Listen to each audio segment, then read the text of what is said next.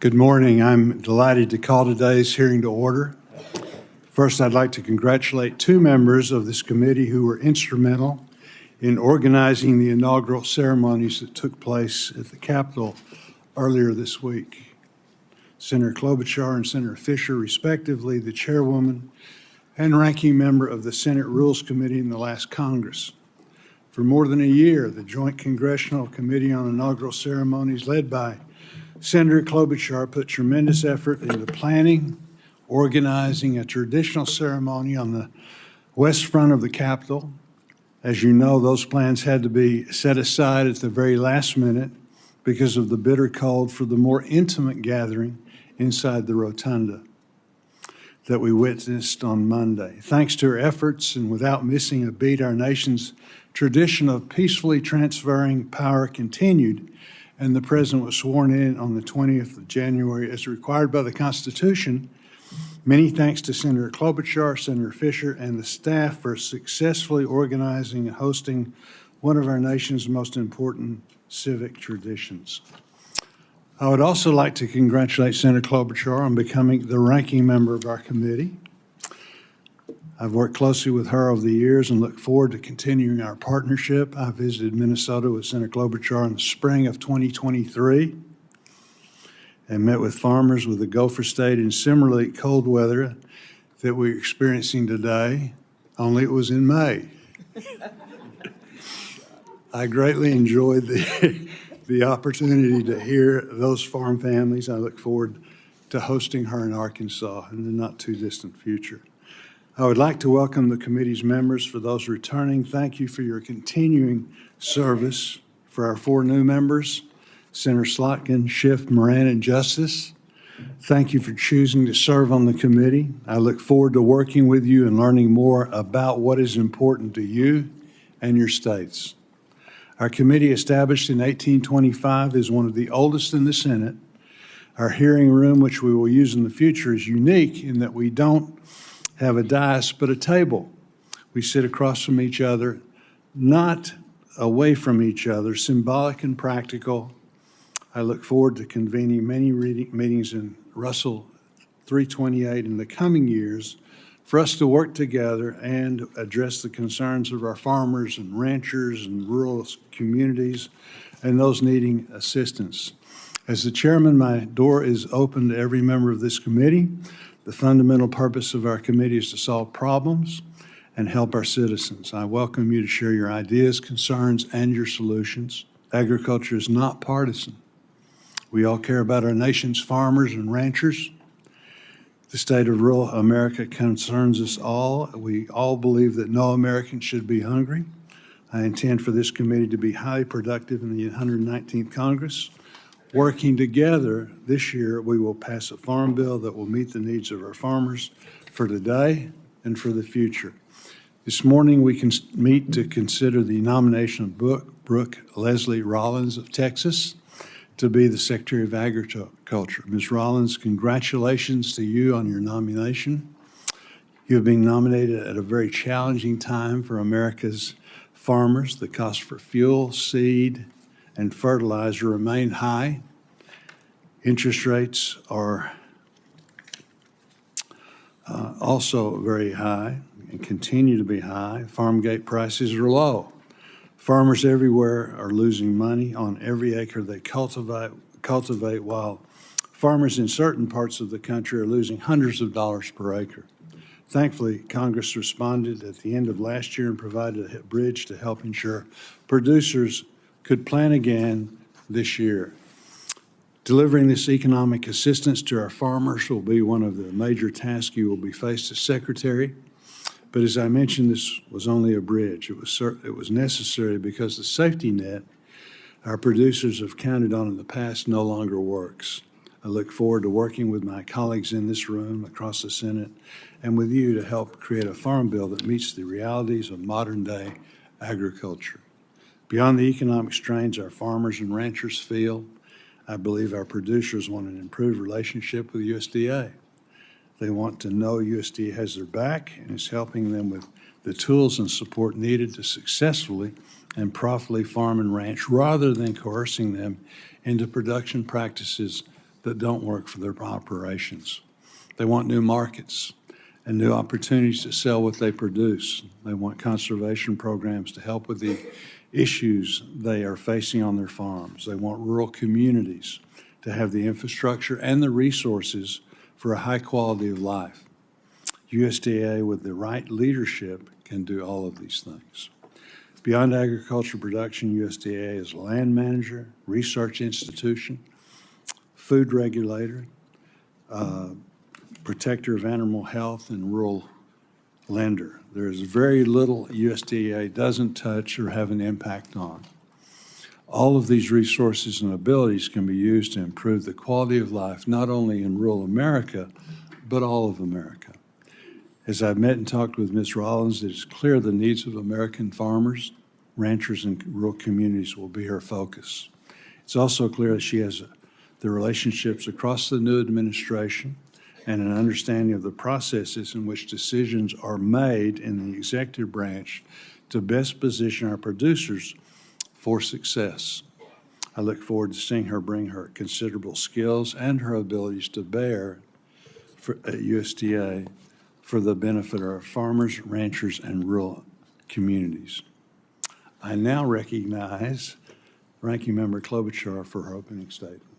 Thank you very much, Mr. Chairman, and we welcome you, Ms. Rollins. Thank you, your entire family that seems to take up like 10 rows, as well as the FFA, your FFA officers. It's kind of an incredible group there, and your ag teacher.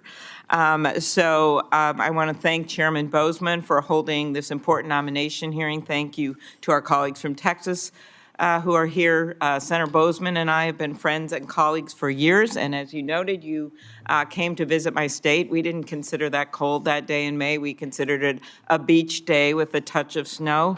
And I want to thank you for visiting with our farmers and our ranchers and our conservation and nutrition leaders in our state. I also look forward to working with you to be a voice for rural America. All of our colleagues on this committee are incredible voices for rural America. I'm really excited. I've told our Democratic leaders on this committee how excited I am about the people that are on this committee, and I believe we're going to work really well together.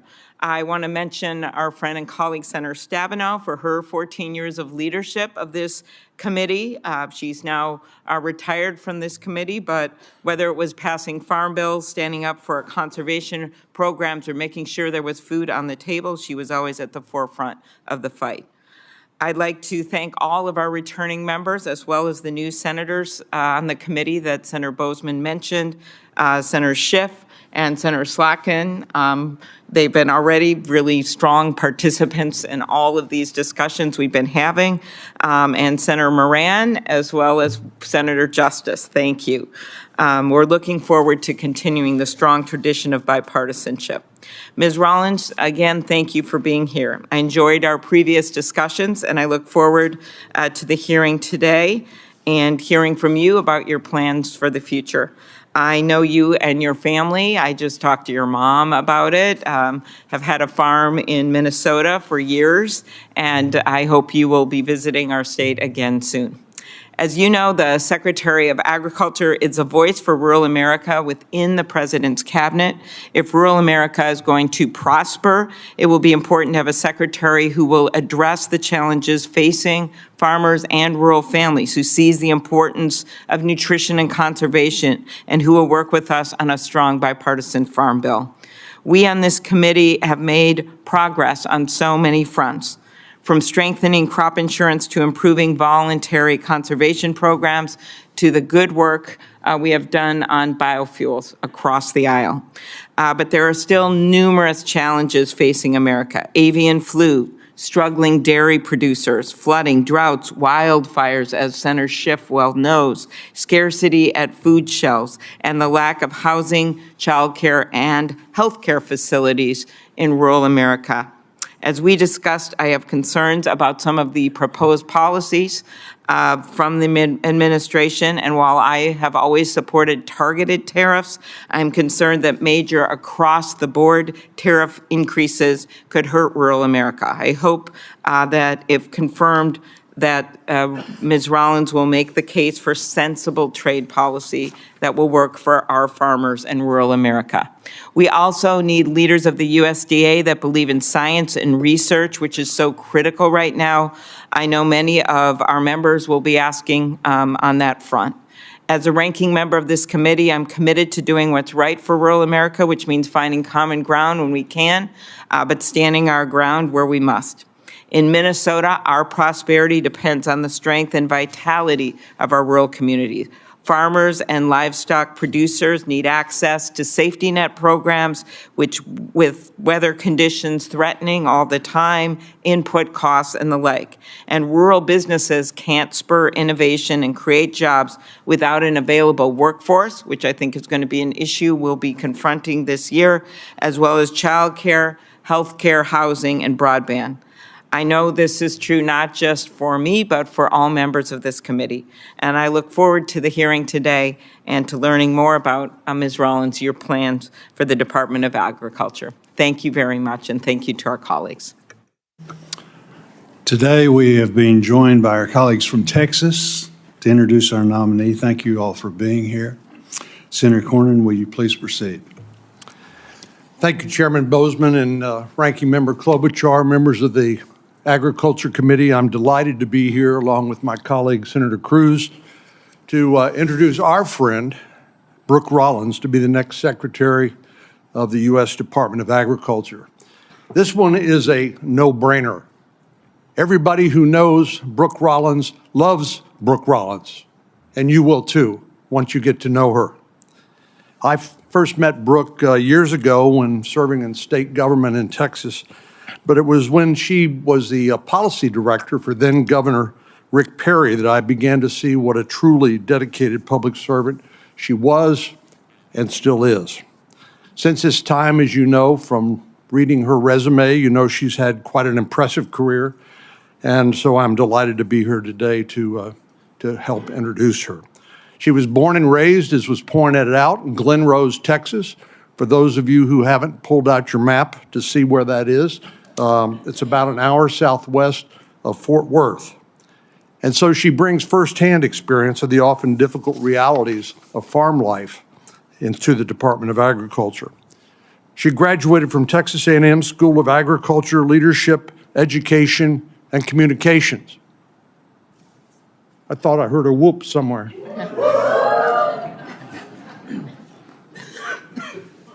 Texas is home to nearly 230,000 farms and ranches, more than any other state in the country. And 1 in every 7 Texans works in an agriculture-related jobs. This is critical to our state and to the nation, as has been pointed out. Brooke's agricultural roots will serve her well as Secretary of Agriculture to give farmers and producers from the Lone Star State and across the country a clarion voice when it comes to President Trump's cabinet. But Ms. Rollins' credentials go way beyond the day-to-day intricacies of farming. She's also a University of Texas Law School graduate and a policy wonk.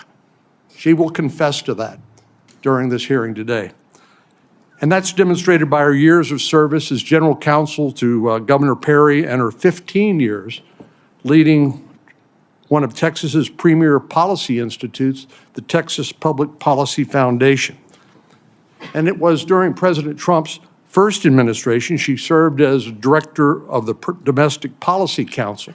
Many of us worked with her closely there, where she assisted Jared Kushner in that job. And you know that position is responsible for coordinating the domestic policy making of the White House and ensuring that decisions and programs are consistent with the president's goals and overseeing the implementation of the president's domestic policy agenda. Since her time in the first Trump administration, Brooke has served as president and CEO of America First Public Policy Institute, where she helped craft the agenda for President Trump's second term. I've worked with Brooke in a number of roles and seen her as she's helped advance bipartisan legislation, both in Austin and here in the nation's capital. And I know she will bring that experience and that temperament to her job at USDA. It's a good thing because she has her job cut out for her. First, Congress has failed to pass the 5-year farm bill, and I know that's priority number one for this committee. So she'll have an opportunity to work with each of you to shape this critical legislation that farmers and ranchers across the country depend on. And as has been alluded, I think, by Senator Klobuchar, the disasters that we've experienced throughout the country have hit farm country particularly hard. And I know she will work hard with you and all of us to make sure we provide an essential lifeline to our farmers and ranchers. As Coach Tuberville knows, the Texas A&M football team, of which Brooke is a devoted fan, says their student body is the 12th man who propels them to victory. I know Brooke is honored to step up now and become the 12th woman for the farmers and ranchers of America.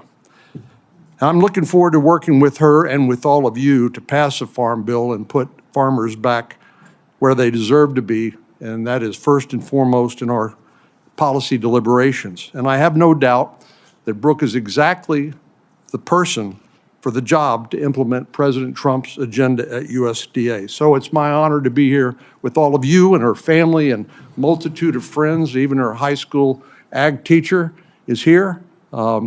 Everybody who knows Brooke loves Brooke, and I know you will too as you get to know her. So thank you for allowing me to be here and say a few words by way of introduction. Thank you, Senator Cornyn. Senator Cruz. Thank you, Chairman Boatsman. Thank you, Ranking Member Klobuchar, members of the committee. Let me start by saying what Senator Cornyn said a minute ago is absolutely right. This is a no-brainer. Brooke Rollins as a nominee to be Secretary of Agriculture is an extraordinary choice. And I have absolute confidence that every member of this committee is going to be very, very happy working with her in that role in the next 4 years. I've been friends with Brooke for over 2 decades, from when she was policy director for then Governor Rick Perry to when she led the Texas Public Policy Foundation, which became the preeminent free market state foundation in the country, to when she came to Washington to join President Trump to lead the Domestic Policy Council, to her more recent years leading the America First Policy Institute. At every stage, she's proven herself to be a leader. She's proven herself to be an innovative policy thinker. And she's proven herself able to bring people together to accomplish major objectives. All of those skills will serve her and the farmers and ranchers of America exceptionally well. To know Brooke is to know she's an Aggie. And all Aggies are members of a cult, which I say from a place of deep love. But I am convinced if you were to cut Brooke's hand right here, it would not bleed red, but it would bleed maroon onto this table. She brings that ferocity to everything she does. She brings creativity. She brings joy. Brooke is always smiling. And she's smiling because she has a vision of where to take us. She grew up in a small agricultural community, Glen Rose, Texas. Her summers were spent at her family's Minnesota farm, helping with the corn, potato, and soybean crops. And I have to say, Brooke, the level of foresight to kiss up to the ranking member as a young child is impressive.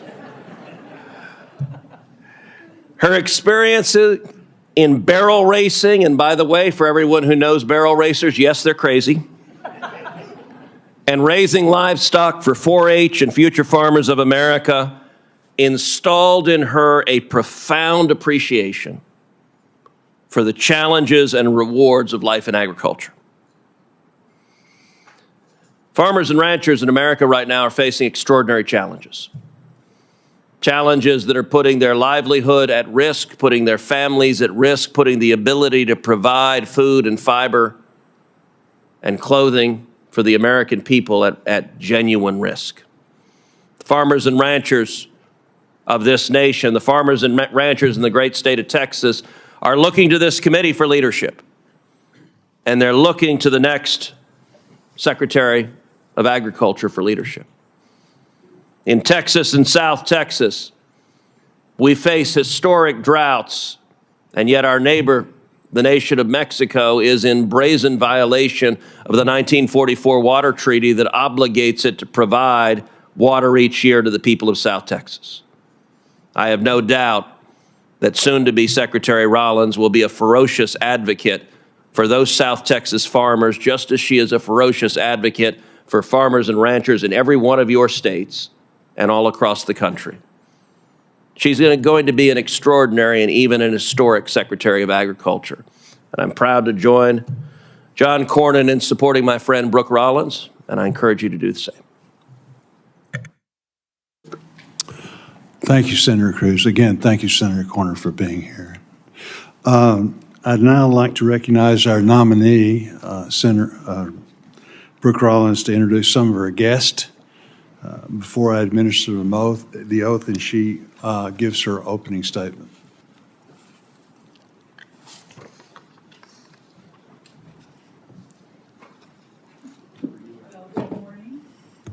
Good morning, everyone. What a joy to be here, and wow, a little surreal and slightly overwhelming. The two gentlemen that were sitting up here, whom I've known, as they mentioned, for a long time. So I want to thank them. A few guests, and I appreciate Senator Boozman the opportunity to introduce them. My awesome mom right here, whose new issue that all of you know, the oldest freshman legislator in Texas history, Helen Kerwin, raised my sisters and me by herself in that small town, and PFAS is her big issue. So I know a lot of you are certainly concerned with that. My incredible husband, Mark Rollins, we met the first week of our freshman year at Texas A&M, Senator Tuberville, in 1990, 35 years ago, and our four incredible children, Luke, Jake, Anna, and Lily, are here with me. Luke is the oldest. Luke, raise your hand. Listen to your mother. Very good. He is a sophomore at Texas A&M University in the Corps of Cadets, and in fact, left College Station at 1:30 last night, 1:30 a.m. to drive all night, catch a flight in Dallas, and be here this morning. So especially grateful to him and my other incredible children. Even though they're all teenagers, Luke's 20, it has been the joy and most important part of my life being their mom. So what a joy to have them. My sister, Ann Blunser, my sister, Helen Hubert, Eliza, my niece, they're all here. My sister-in-law and brother-in-law, Tim and Elizabeth Yagi. My incredible ag teacher, who I would like to stand up. This is Mr. Gary Rosenbush, who put up with a lot from this FFA'er. I've often said that the Future Farmers of America changed my life and put me on a course that, frankly, leads me to today. So Mr. Rosenbush was a big part of that. I also want to recognize, a lot of people know that I take great pride in my short, but I think very successful life as a little league softball coach. So my daughter Lily was the catcher on the team, but most of the rest of the team also flew in last night. The hot tamales, everyone, from Texas are here. Thank you guys for being here. My 1990-1991 state FFA officer team from all parts of Texas. There were 10 of us. The other 9 all came. Ag teachers, insurance agents, workers of the land. They're all here. And so what a joy to have my state FFA officer team here as well. If y'all want to stand. What an incredible inspiration. I know, Senator, I could go on and on. I promise I'm going to cut this short, but one other person, Pastor Jensen Franklin of Georgia, who has been such an inspiration to me, flew all the way in from Free Chapel in Georgia to pray with my family and I this morning. So, Pastor Franklin, I want to thank you as well. One of the great pastors of our time. Pastor, thank you. I have so many Texas friends, other family that are here, but I'll wrap it there and just say what an incredible honor to have all of them behind me today. No, that's great. That's wonderful. Please stand and raise your right hand. Do you swear or affirm that the statement that you're about to provide is the truth, the whole truth, and nothing but the truth, so help you God? I do. Do you agree that if confirmed, you will respond to requests to appear and testify before any duly constituted committee of the Senate? I do. Again, congratulations on your nomination. You can have a seat, and you're recognized for 5 minutes to give your opening statement. Thank you, Chairman Bozeman, Ranking Member Klobuchar, and distinguished members of this committee. First, my thanks to President Donald Trump for his faith in me to lead the United States Department of Agriculture. His confidence fuels my determination to deliver. I also want to thank my dear friends and fellow Texans, Senator John Cornyn and Senator Ted Cruz, so graciously introducing me to this committee. I also obviously want to extend my sincere thanks to all of you, the United States Senate Committee on Agriculture, Nutrition, and Forestry, for your careful consideration of my nomination, and understand, and perhaps most importantly, I want to thank and so overwhelmed at the honor to potentially serve the men and women who daily, without pause or complaint, provide our great nation and the world with the best food, fiber, and fuel. Throughout the past several weeks, I have met or spoken with every Republican and Democrat senator on this committee, and I appreciate your insights, your concerns, and your very wise counsel. It is clear we all agree that farmers and ranchers are the cornerstone of our nation's communities, and I commit to you today that if confirmed, I will do everything in my ability to make sure our farmers, ranchers, and rural communities thrive. I also want to thank the many senators and representatives on Capitol Hill with whom I've had the incredible opportunity to work with these last 2 decades during my career in public policy. In my time first with Governor Rick Perry, then leading the Texas Public Policy Foundation, in my various roles in the Trump administration, the first one, and since 2021 in my role founding and leading the America First Policy Institute. Each of you cares deeply about the American people whom we all serve, and I promise my work will reflect that commitment. Growing up in the small ag town of Glen Rose, Texas, y'all have heard this, population then 1,200 people, is where my story begins. Then my world revolved around the future farmers of America, 4-H, and the endless cycle of baling hay, livestock shows, and rodeos that still today constitute the calendar of our small corner of Texas. That experience sent me to Texas A&M on an agriculture scholarship where I studied and majored in ag leadership and development, then on to the University of Texas Law School where I graduated with honors and performed a federal judicial clerkship. And then, of course, to helm the policy shop of Texas Governor Rick Perry.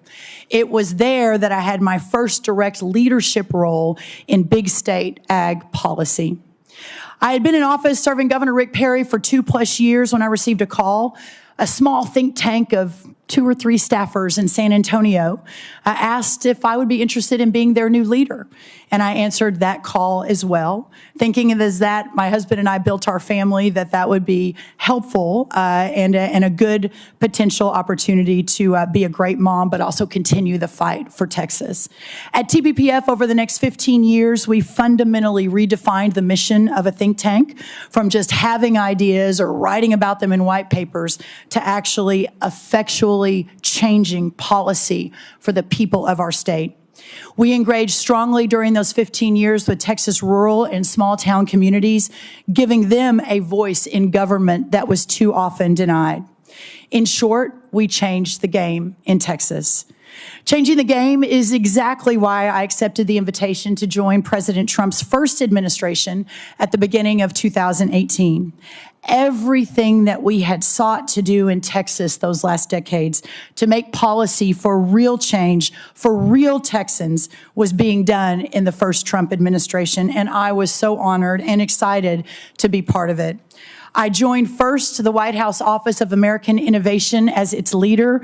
I then soon became the assistant to the president in addition on strategic initiatives, and eventually added the role of the director of the Domestic Policy Council.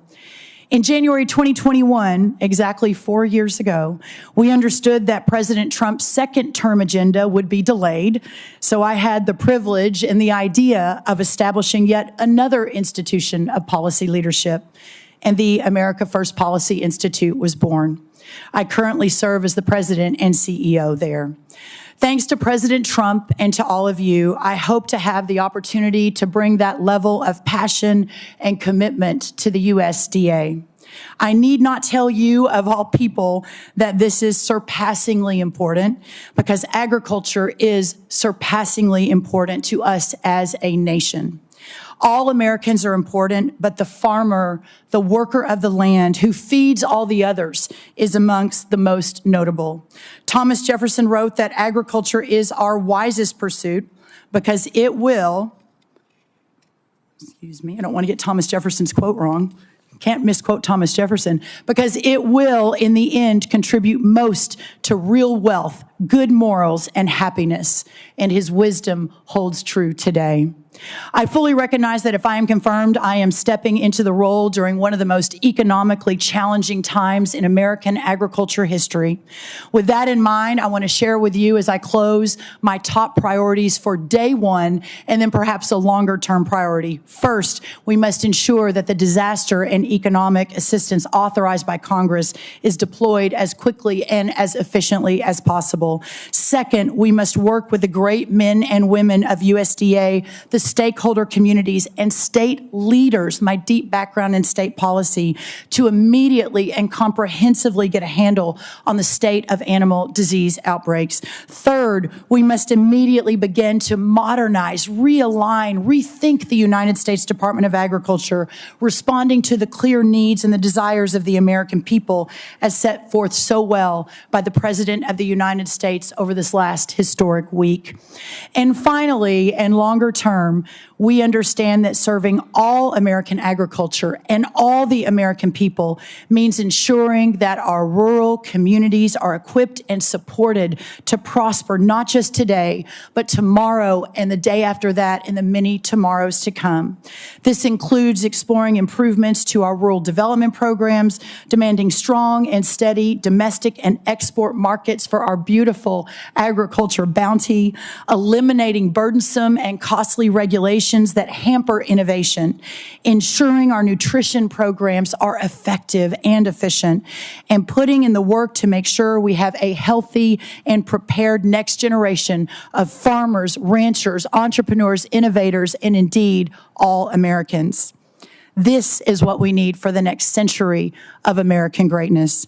These are just four of my top priorities. Beyond these, I am dedicated and committed to providing all of you with the timely technical assistance that we will need to ensure that we have a farm bill that moves forward.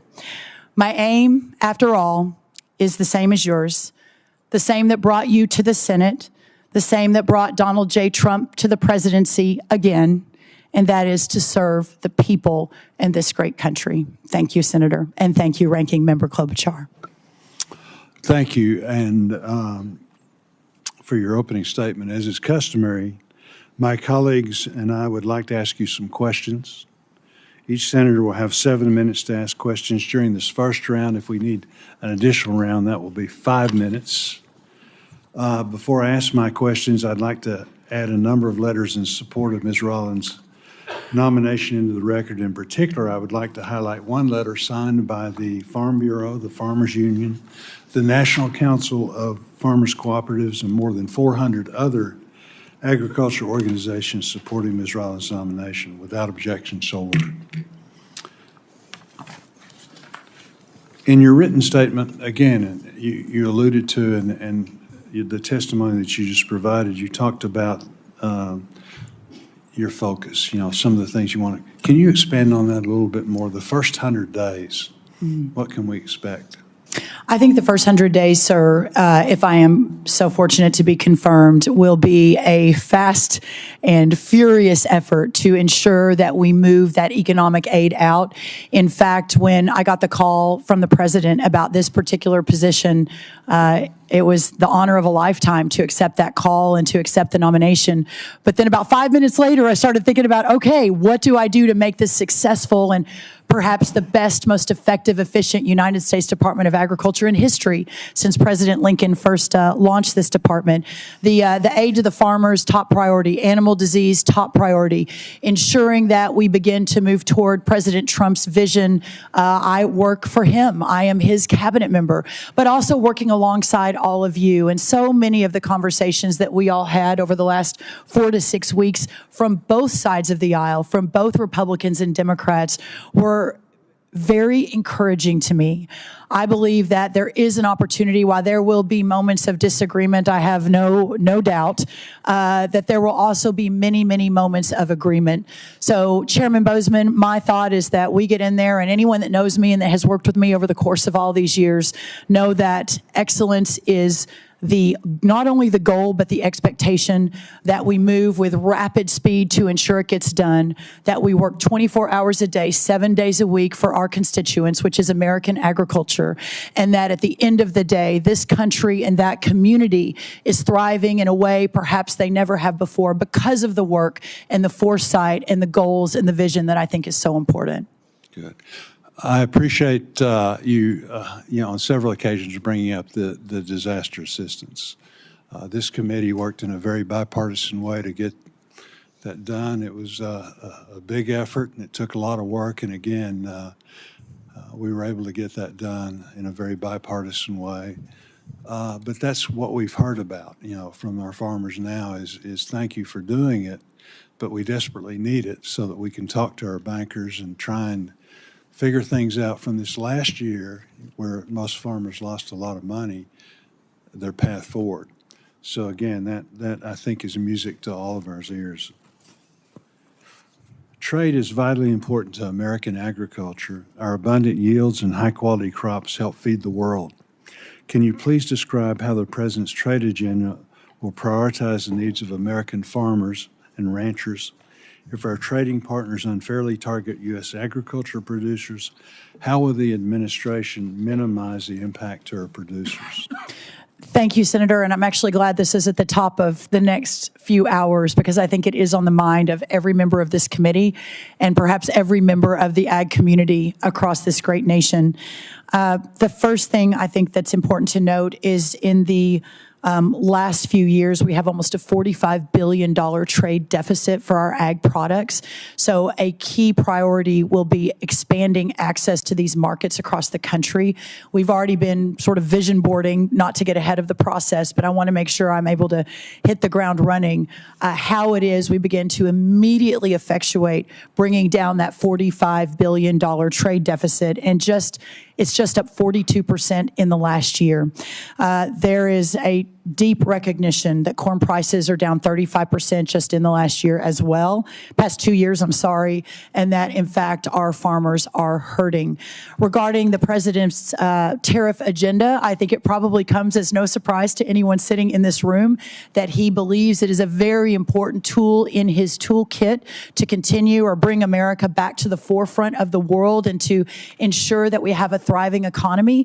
But just as he did and we did in the first administration, he also understands the potential devastating impact to our farmers and our ranchers.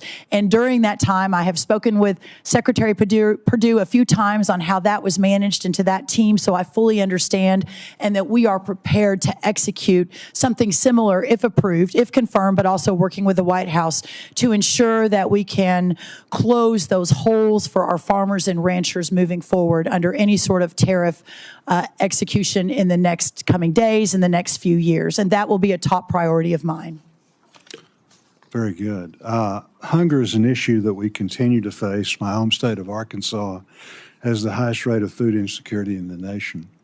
At USDA, you will be responsible for leading 16 nutrition programs that assist 1 in 4 Americans. These programs make up the vast majority of the spending at the department. In spite of these programs, which have grown substantially over the last 20 years, the national foods insecurity rate has hovered around 12% since 2001, even during times of economic prosperity. The goal of these programs is to provide temporary assistance to those in need, but the focus on moving families to a place of economic independence has been lost. Will you commit to reviewing these programs to ensure they help incentivize Americans to secure steady employment while still being able to trust that their federal supplemental assistance can be relied on in times of need? Senator, I so appreciate your concern and focus on this incredibly important program. I think sometimes people on our side of the aisle are framed as those that don't care as much about the kids or those who are hurting or those from disadvantaged communities. I know I have spent my career working to ensure that every corner of America, that everyone has a shot at the American dream, first with Rick Perry, then with my think tank, then with President Trump, then with the AFPI, the America First Policy Group. And so I, too, have a real heart for this work, and I've talked to many of you about that in your offices. That's perhaps driven by being raised in a small town by a single mom, and we didn't have much. Now, we never participated in the nutrition program, but I am fully aware and have a heart for this work and for this community that is easy to make the commitment to ensure that we are doing everything we can, that this supplemental program continues on a course of being effective and efficient. Having said that, it's also imperative to us that every taxpayer dollar that is spent in support of these programs, we fully understand that it is reaching its intended recipient, that recipient is able to use it effectively and efficiently for true nutrition reasons, that we have a real health issue in this country. You all know this. I think 4 out of 5 children are facing obesity or close to it. The level of diabetes and chronic diseases continue to rise. So we together, and myself, if so fortunate to be confirmed, will have a major role in all of the above, ensuring that these programs are serving those who need them and doing it effectively, but also ensuring that the taxpayers are being well served, that the dollar that we take from, my electrician in Fort Worth who has his own small business and then sending it to a family in need, that dollar is being used in the best and most effective way. So that is certainly my commitment to you, Chairman. Thank you. Senator Klobuchar. Thank you very much, Mr. Chairman. Again, welcome, Ms. Rollins. As we both noted, the chairman and I, this committee has worked together, and all the members know this, on a bipartisan way to pass farm bills in the past, improve the farm safety net, stand up for conservation, nutrition, food security. Will you be a force for working with both sides of the aisle? Thank you so much, Senator Klobuchar, for that question. And it is exceedingly important to me that we deliver for American farmers and ranchers, exceedingly. And I have already begun to lose some sleep over how to make that happen in a way that is productive in supporting your work. And I have a long history of working in a bipartisan manner. It may not be at the forefront of my bio or my resume, but I worked with many of you in the last administration on the First Step Act, which I believe was perhaps the hallmark of President Trump 1.0 in bipartisan work together. I sat in an office for many hours with Senator Durbin, Senator Grassley, Senator Booker, Senator Scott, and many others from both sides as we hammered out how to solve the criminal justice challenges that our Bureau of Prisons is facing. And I hope to bring that same skill set and perhaps knowledge base and relationships to this effort as well. Thank you. I appreciated you mentioned animal disease as one of your lead priorities, as well as the disaster economic assistance. As you know, and you and I discussed this, since 2022, the most recent outbreak of avian flu has devastated poultry producers, spread to dairy cattle, resulted in at least 1 death. But we're starting to see increases in certain prices attributed to that. If confirmed, how will you ensure that farmers have the resources they need to combat the spread of this virus? What is your plan? There is no doubt that what the community in whom we all work for, that community, not just America, but the entire world relies on for an abundant, safe, and secure food supply. And just learning of the devastation in Georgia just over the last few weeks with the poultry outbreak and the depopulation there of our poultry. Of course, to your point about dairy, it's been infecting some of the dairy herds, I believe, across 16 states. There is a lot that I have to learn on this, and if confirmed, this will be, as I mentioned in my opening statement, one of the very top priorities. We are hyper-focused on finding the team right now. I'm sure they're already working. I have obviously respected the process and not gotten too involved. But I know that the current team and the future team will be working hand in hand to do everything we can on animal disease. And Senator, if I may add one more thing, my deep background working in state policy included working very closely with governors' offices and ag commissioners across this great country.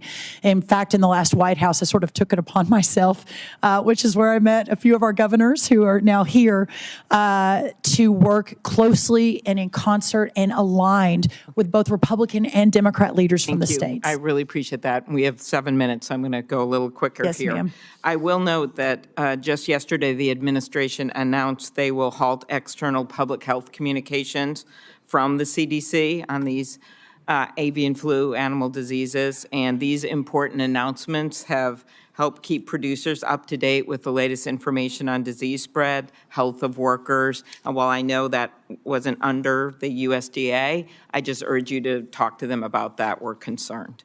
Biofuels, and I appreciated our discussion on that. While you served as the CEO of the Texas Public Policy Foundation, your organization was often critical on biofuels, including ethanol. And as you know, we have worked really hard to make this so we don't just have one fuel, that we have options here, including with Senator Ernst and Senator Fischer and Senator Grassley, Senator Thune, many others. What role do you believe biofuels play in our domestic energy production? How will you continue to promote the production of these fuels as Secretary? Thank you, and I appreciate you bringing that up. It's my understanding that those reports were written over a decade ago. I haven't seen anything more recent. Texas Public Policy Foundation puts out almost 900 to 1,000 pieces of content a year. I did not author that specific piece, but to be clear, there's no doubt, coming from Texas, I was a massive defender of fossil fuels and the importance of fossil fuels in the energy independence and energy dominance narrative.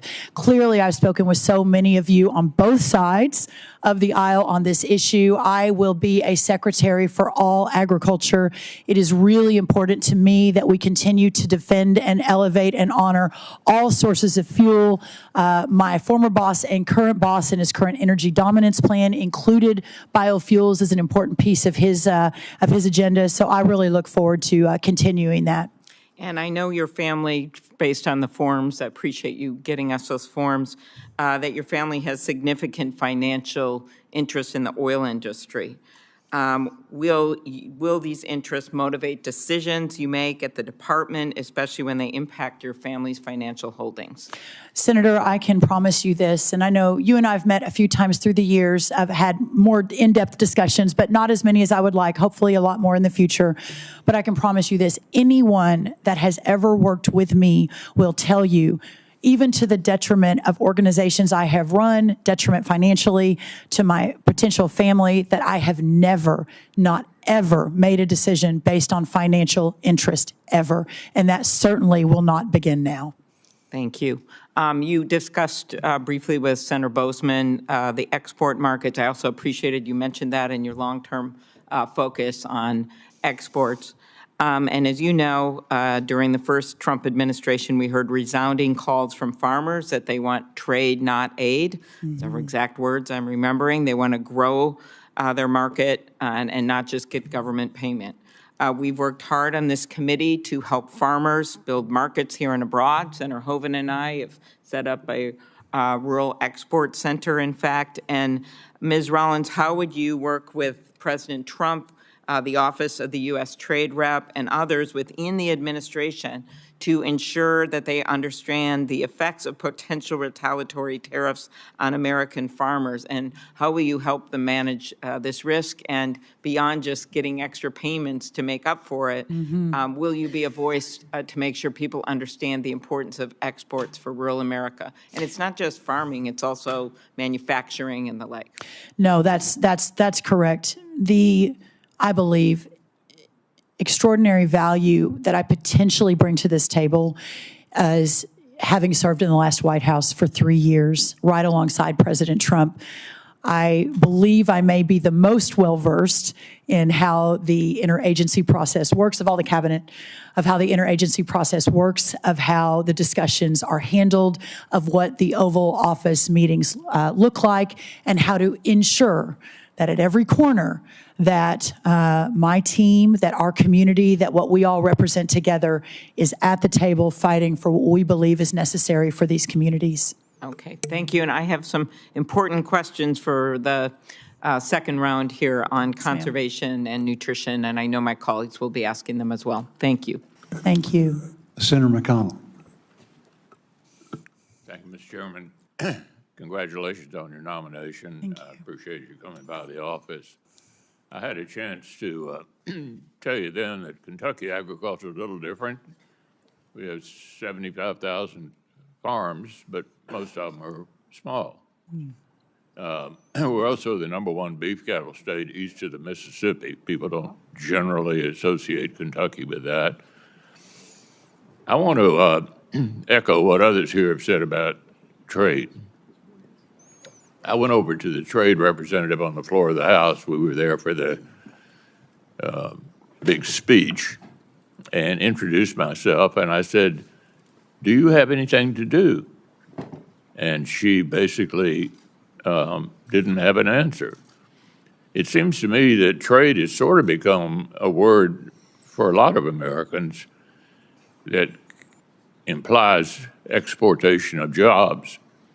In Kentucky, we think of trade as exportation of products, and it's an extremely important part of what we do. I think both of the candidates in the last election sort of shied away from this issue.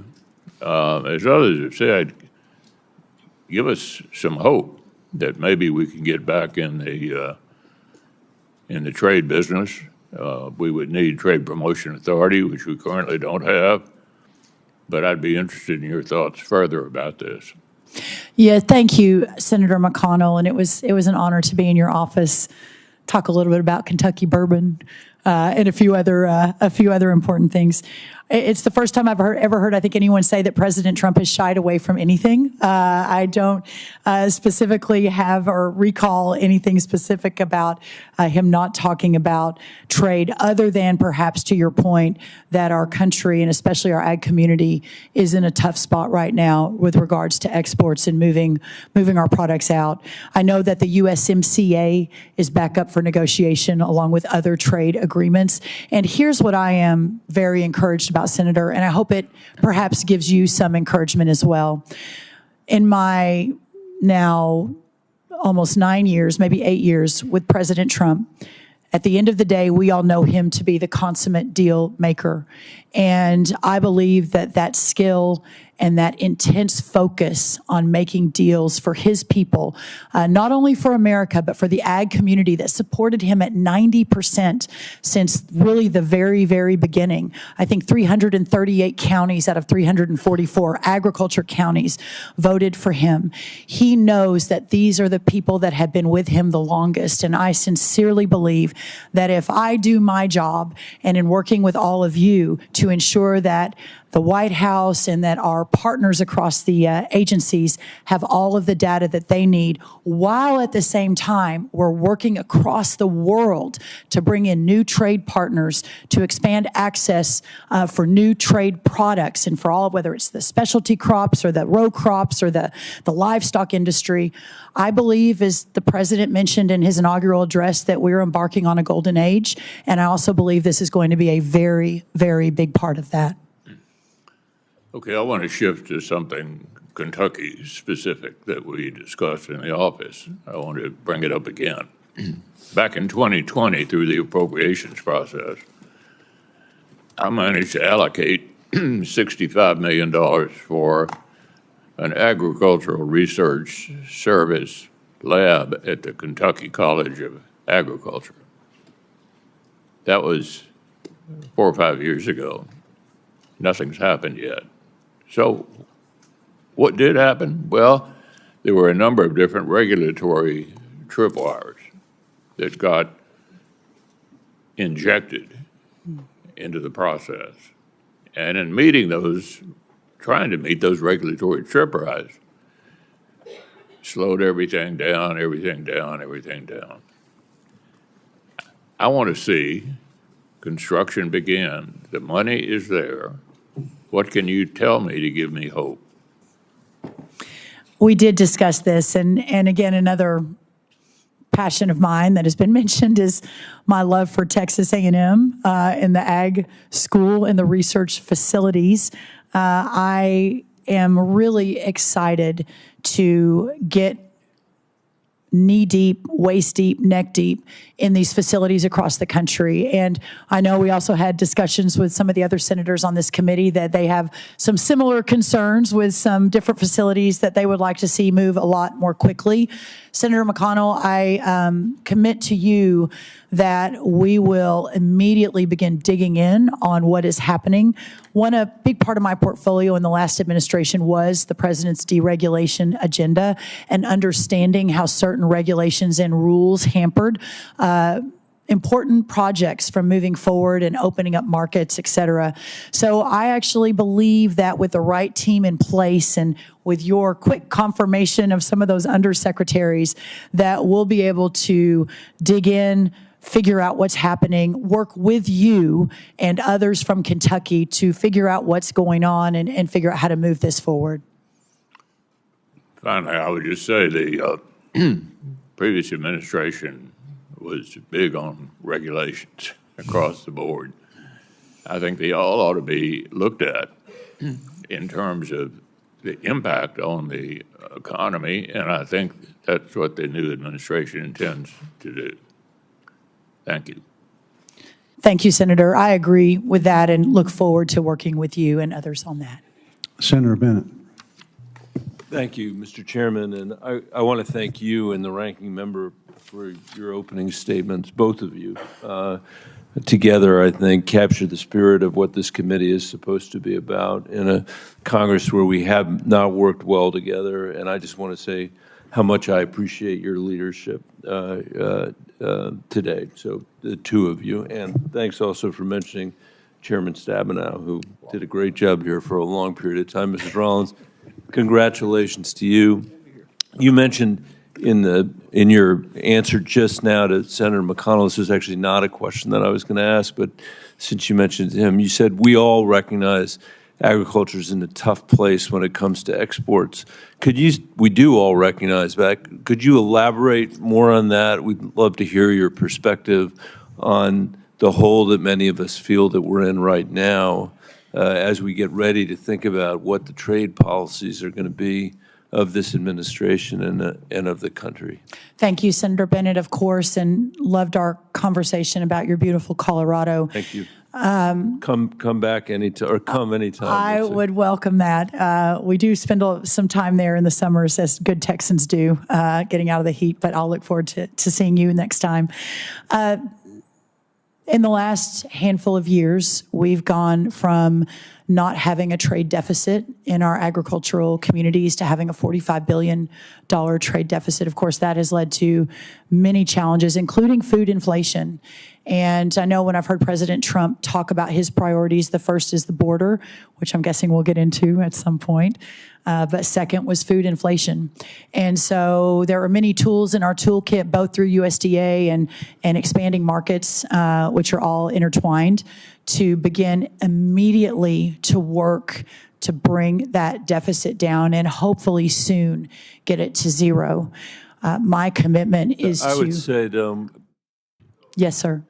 that deficit, we know, is being caused by a strong dollar. It's being caused by competition from Brazil. It's being caused by limitations on our beef supply. It's being caused by, prices that are going up. I mean, these are.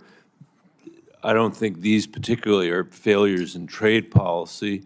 It's making it harder for us to export, which is what Senator McConnell's concern was, which I share. And I think that all of us understand, and actually I will say there are many ways in which I'm sympathetic to some of the trade policies that President Trump is trying to advocate for, but agriculture is already in a tough spot for those reasons, I think, largely, and we don't want it to be in a tougher spot as a result of what happens here. And I think, when you were in my office, you talked a little bit, and this is going to be the easiest question that you get, but I hope you only take 15 seconds to answer so I can go on to the next stuff. Yes, sir. Which is, what is your responsibility as the Secretary of Agriculture to go into the Oval Office and say you haven't thought through the unintended consequences that are going to flow to American agriculture if you pursue these trade policies? Senator, in 15 seconds, my role is to defend,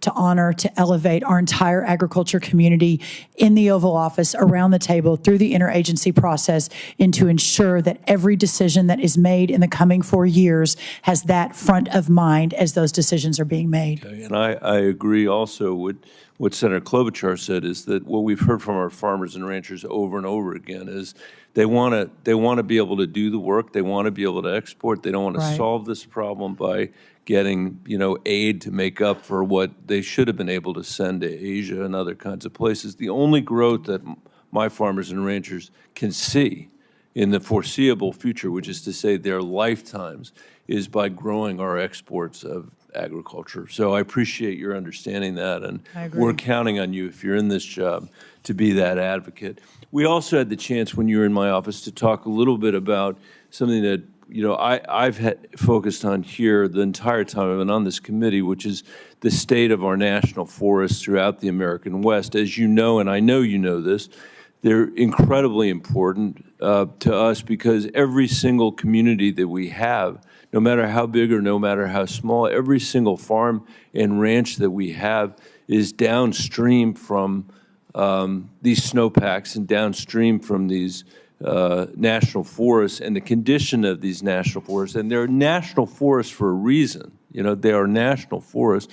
The condition is just untenable and dangerous. I've told Chuck Schumer, he doesn't necessarily agree with me, but I've told him over and over again that these forests are more important infrastructure from our perspective than the Lincoln Tunnel is to New York. If the Lincoln Tunnel is closed, there are other things you can do. He may not agree with that. But if we lose our water, we lose everything in the West. Right. And Coloradans are watching what's going on now in California, Senator Schiff, with broken hearts because of what is happening there. We've seen it happen at a much smaller scale, but still universal in our state with things like the Marshall Fire. So I wonder if you could talk a little bit about the importance of these national forests, how you think about the stewardship here, whether or not we should be considering the fact that if we wait to fight these fires, it costs $50,000 an acre to fight them, whereas if we do the work on the front end, putting people to work in our national forests, it can cost $1,400 an acre to do it. I'd love to hear your perspective on that. Senator, I am so glad you brought this up, and I believe, and Senator Schiff and I spoke about this obviously in his office a week or two ago, as they were facing unimaginable experience in California, and I am really excited to tackle this problem. I don't pretend to even know the beginnings of it. I've just started studying it. But it seems to me, and after speaking with you and others on the committee and beginning to learn, first of all, I think we have a great undersecretary identified and announced. The quicker we can get him confirmed, the quicker we can really begin this hard work ahead. And my husband's family owns a little cabin right on the edge of a national forest in Gunnison, Colorado. So I too have spent about the last 25 years enjoying the national forests and the extraordinary beauty that they bring to our people. But the water is a massive issue, and you and I talked about that. 40 million people depend on the water that is under your land in Colorado.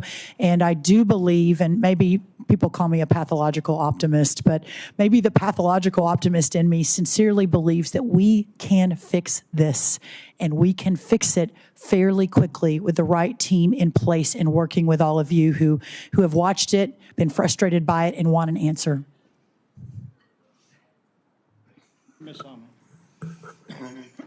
Senator Hoeven. Thank you, Mr. Chairman. And I want to thank or express to both you and to the ranking member that I think we're fortunate to have both of you in the role as chairman and ranking member. We've worked on many things in the past together, and I very much look forward to working with you in the future. And again, feel this committee is fortunate to have both of you in these roles. Welcome. Thank you. Ms. Rollins, good to see you again. Thanks for coming to visit at the office. You have an awesome family. The best, the best. Yeah, so thanks, of course, for your husband being here and your kids. And of course, no one will ever love you the way your mom does. That's so pretty true. awesome having mom. She's missing an important vote in Texas today to be here to sit behind me. So really grateful, really grateful. No, it's great. And you have a fantastic family. And we mentioned all this talk about A&M. Did I tell you when we talked that my wife went to UT? I don't know if I did or not. We did, and I had my sincerest condolences. Yeah. So that's kind of fun.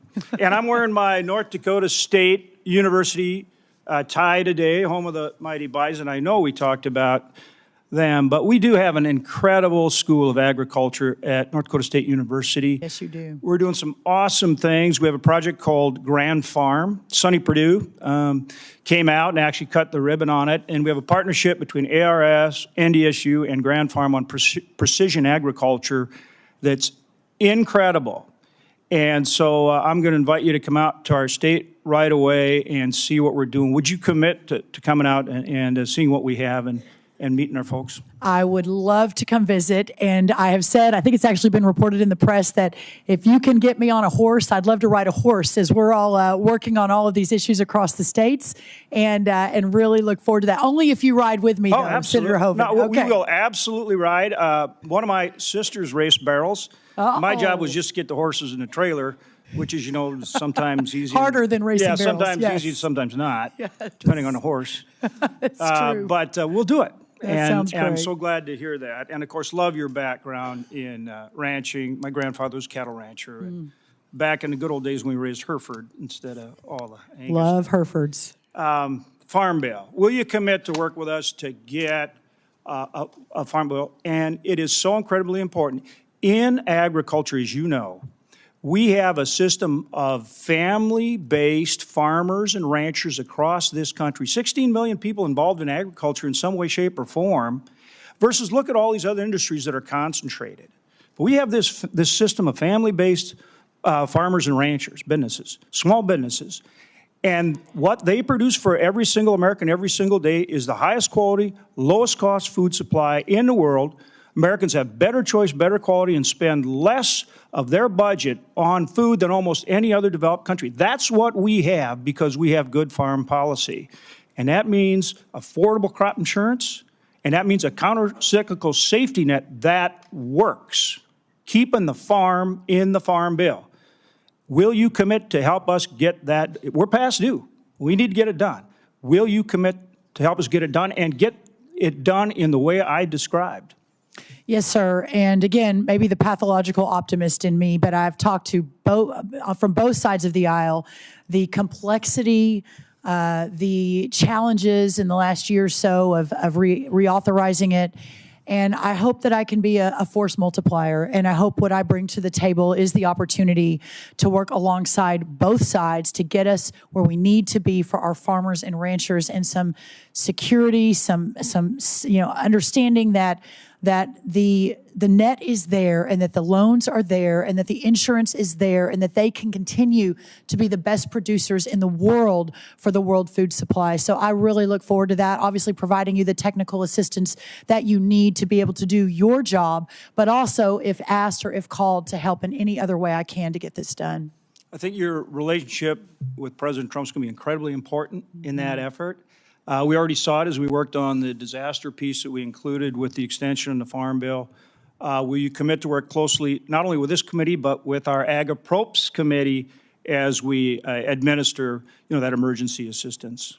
100% yes. And whether that's at 2 in the morning, 4 in the morning, midnight, I am always available and will work harder than anyone to ensure that you all have everything you need across the Capitol. The President's help there was important, and I want that acknowledged on the record. And also tariffs. We went through this early, in President Trump's first term. Worked with Sonny Perdue when China targeted our farmers and ranchers. We want markets. Talk for a minute about, we look at tariffs as a way to get markets for our farmers and ranchers so that they can compete on a level playing field. We did have to do the MFP. We worked with Sonny to do that last time. Give me your thoughts on how we're going to approach this. As I mentioned, I was when I got the call about this particular position from the president, we were driving our motor home across Mississippi on our way to Auburn for the Texas A&M Auburn-Alabama game. I clearly wasn't expecting a call from the president at that moment, but when it came and when we talked about this job, I celebrated, prayed with my family, and then immediately began understanding what happened last time and ensuring that we have the right team on the field that can immediately execute to ensure that we're solving for these major challenges. And so the undersecretary that will be coming before you, hopefully very quickly, Mr. Chairman, helped run that program under Sonny Perdue. The staff that he is building out, if confirmed, is the same team that did it before, with the idea that we can't reinvent the wheel. We've got to be able to move quickly. Well, that's good to hear, because we did have to do some things legislatively to get it rocking and rolling, and we did work with Fortis and the other guys, and so we look forward to working with them again, so that whether it's China or anybody else knows we're going to defend our guys, and we're going to make them play fair, because on a level playing field, our farmers and ranchers outcompete anybody in the world. Yes, sir. On just a couple others, one is the sugar industry is huge in my state. That involves trade very directly, as you know. Will you commit to work with me on that industry? And Senator Klobuchar also shares that same concern, I think. Yes, sir. And in fact, Senator Smith and I discussed it as well when I met with her. Senator Smith. Yeah, yes. And absolutely, Senator Smith as well. Yes, Sorry. I know. Don't leave out Senator Smith. No, my Minnesota senators. I want to emphasize Senator Smith shares that concern. Yes, yes. Thank you, Senator. Yes, 100%. And in any of these industries, I'm here and will always be available. We've also worked with your potential deputy secretary as well. And I want your commitment that both on behalf of yourself and him, that you will work with us on access on the forest lands, which, as you know, we have ag and many other interests out there on these forests, on the national grasslands. Access is an issue. We need your help. Will you commit to help us on that? 100%. Thank you. Yes, sir. Thank you, Senator. Appreciate it.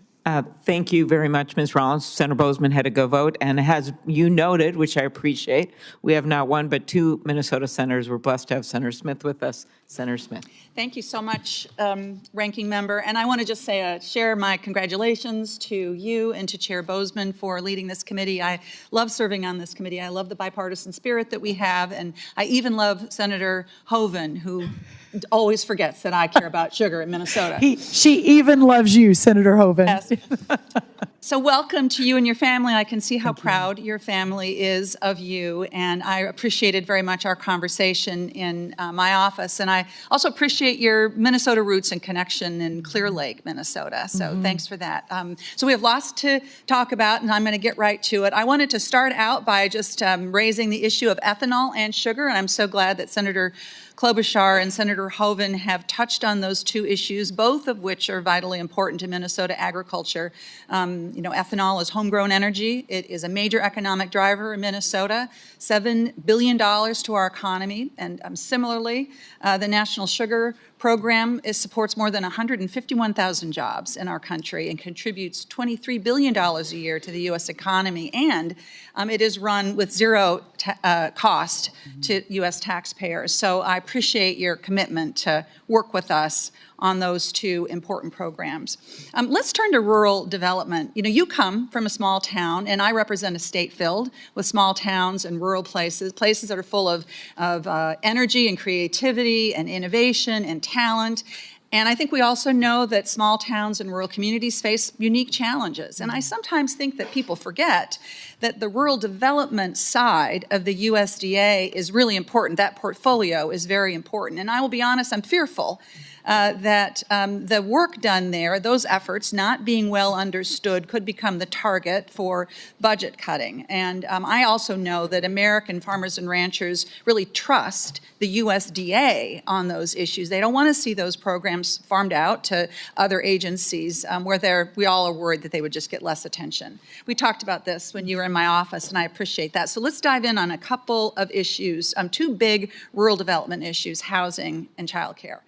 So we know we have a serious shortage of affordable housing in rural communities. These are places where our elders and folks that live on fixed incomes, people who make our food system work, it's where they live.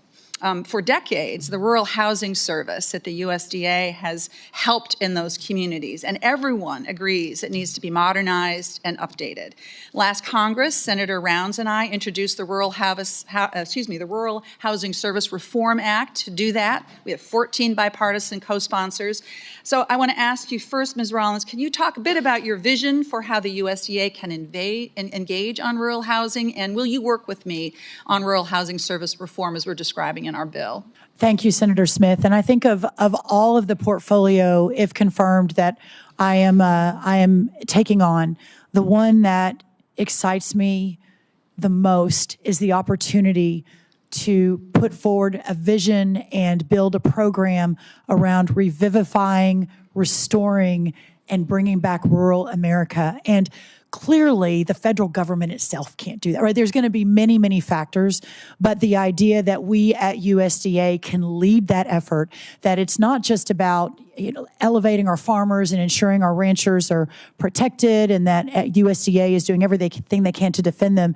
It is an all approach. It is housing, it is childcare, it is education, it is all of the above. And one of the things I think I bring to the table, and I think Senator Smith, you and I, and even Senator Klobuchar discussed this, in the last White House, I led the effort called the White House Opportunity and Revitalization Council.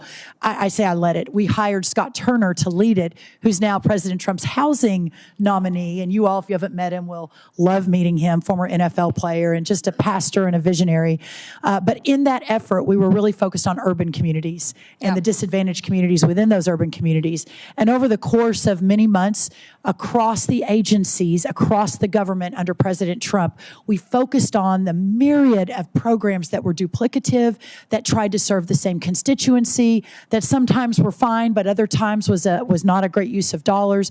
So having an all-of-government approach like that, where we can really understand what role HHS plays, what role housing plays, and doing it quickly so we can begin to roll it out. A final thing I'll say, and I know, Senator, you've got one more question. America at 250, which America turns 250 next year, is going to be an incredible opportunity for us to take this message to every corner of rural America and to really get people focused on it. So I appreciate that very much, and I think we do need to bring that message, but we also need to make sure that we are supporting and improving wherever we can those rural development programs at USDA and not throwing them under the bus, because I can tell you that they are counted on by folks in rural communities. So I hope that we'll be able to work together on that. I look forward to Ms. it. Rollins, I want to just touch, in the time that I have left, on the nutrition programs at USDA. Nutrition programs are foundational for healthy Americans. 2/3 of SNAP recipients are families with children. 1/3 are families with older adults or people with disabilities. SNAP is a rural development tool. In Minnesota, rural communities have the highest food insecurity in the whole state. And in this country, 9 out of 10 countries with the highest food insecurity rates are rural. So, Ms. Rollins, can you talk to me about how you see the rules around SNAP? And let's start with what you think about work requirements for SNAP.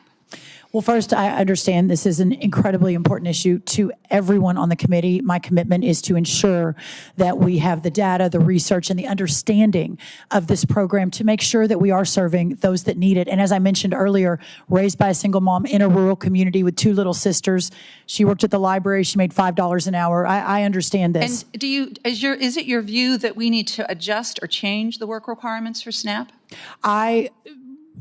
It probably will be no surprise to everyone on this committee, both Republican and Democrat, and through a course of 20 years of being a policy leader, that I do believe in work requirements. I do think they're important. I do think, and I don't fully understand, but plan to get more in the weeds on this if confirmed, and working with all of you to make sure that your concerns are part of that education process for me. So my view, and in fact, I think this is the official view of the USDA, is that SNAP should ensure that no one fears going hungry in this country, but also that it reflects the importance of work and responsibility in this country. And that is why SNAP has extensive work requirements in place. And folks that are not required to work under SNAP, very small number, it's because they are taking care of a child or an incapacitated person, because they are all participating in an alcohol or drug treatment program, because they are already working under some other program. So I ask you to consider this as you look at this, because again, I don't think that this is a good place to be looking for extra dollars when we have so many people that are struggling with food insecurity, even though they are working 1 or maybe 2 or 3 jobs. Thank you. I know I'm out of time. Thank you, Senator. I commit to working with you, and I look forward to it. Thank you very much, Senator Smith. Next up, Senator Ernst, our neighbor to the south. Yeah, thank you to our ranking member, Amy Klobuchar, and a great neighbor, as has been mentioned many times over, between Minnesota and Iowa. Amy has worked with me on so many different agriculture and biofuel related issues. And I am excited to work with you, Senator Klobuchar, you and Chairman Boozman, as we work on a 5-year farm bill. It is very important that we get that done, and it is something that I hear continuously from Iowans as I travel all 99 counties in my great state. And of course, to you, Mrs. Brooke Rollins, thank you so much for being here today, and thank you for bringing your friends and family. I know how important that support is, and I'm excited to see you as our nominee for Secretary of Agriculture. I know you're an ag girl at heart. We have talked about it in length. I truly am too, and I do have full confidence in your ability to lead this department, full faith and confidence in this role. So, Ms. Rollins, something that you and I talked about, I'll start with this one. We talked about it at length, is telework. And I know that we must address some of the work policies for federal employees at the Department of Agriculture. As you know, the GAO reported USDA's headquarters has a space utilization rate at just 11%. 11%. I've even received whistleblower letters from employees describing the building as a ghost town. So last year, I addressed this exact issue with then Secretary Tom Vilsack and was met with very strong opposition. Rather than provide any evidence to dispute the GAO's numbers, and even after repeatedly following up with his staff, he refused to give me specific in-office numbers or building utilization data. In stark contrast, President Trump acted immediately to get our federal workforce back to actually working for the American people. So, Ms. Rollins, in line with these efforts, what's your plan to achieve the 60% utilization goal for your headquarters buildings, which has been set by Congress? And secondly, will you commit to requiring each USDA employee to show up to the office?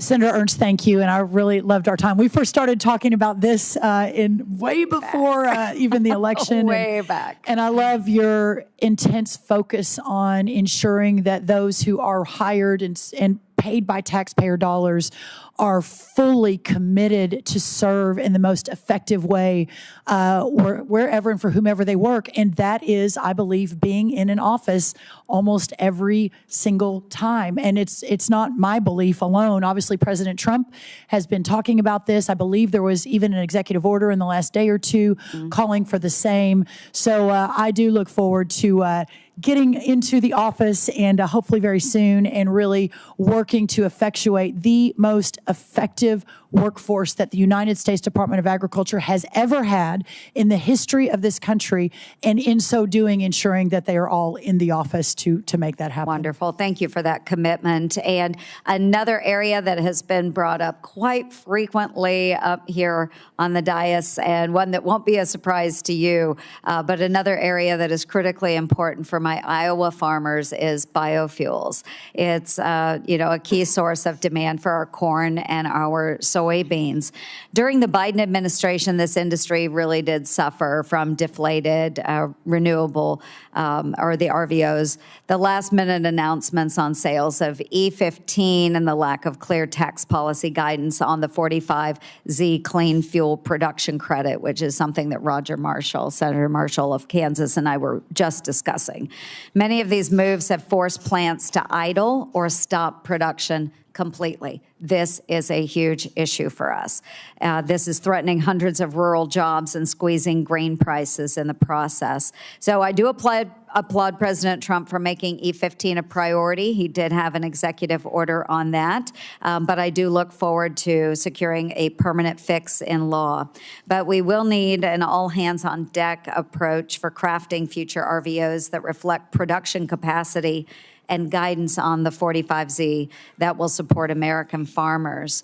So, Ms. Rollins, the USDA has a very big role to play when crafting these policies.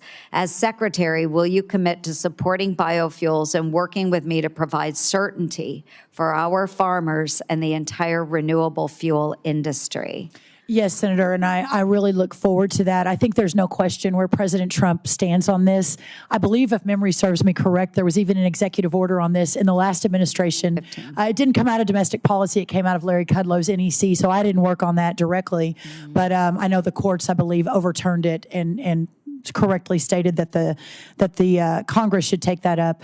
I really look forward to working with you, but also with my friend Lee Zeldin, if confirmed, over at EPA on a piece of this, on the 45Z, with my friend Scott Bessent over at Treasury. I think that you all will find and hopefully be encouraged that the cabinet, if confirmed, we all know each other, are friends. Many of us are like family, and we really, really are looking forward to working together on these cross-agency issues like the ones that you've just outlined. That's wonderful. Really appreciate that, because in the last administration, I have to say that in conversations with the leaders at all of those agencies, we were really blown off and left swinging in the breeze. So I anticipate that President Trump will want to do right by our farmers and those that are producing renewable fuels.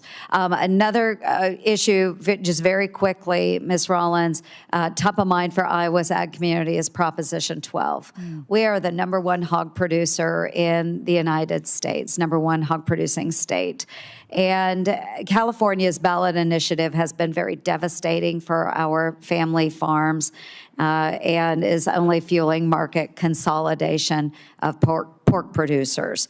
So, just ultimately, what we would like to do is move on legislation, craft a way forward so that we don't have states telling our producers how they can raise their livestock.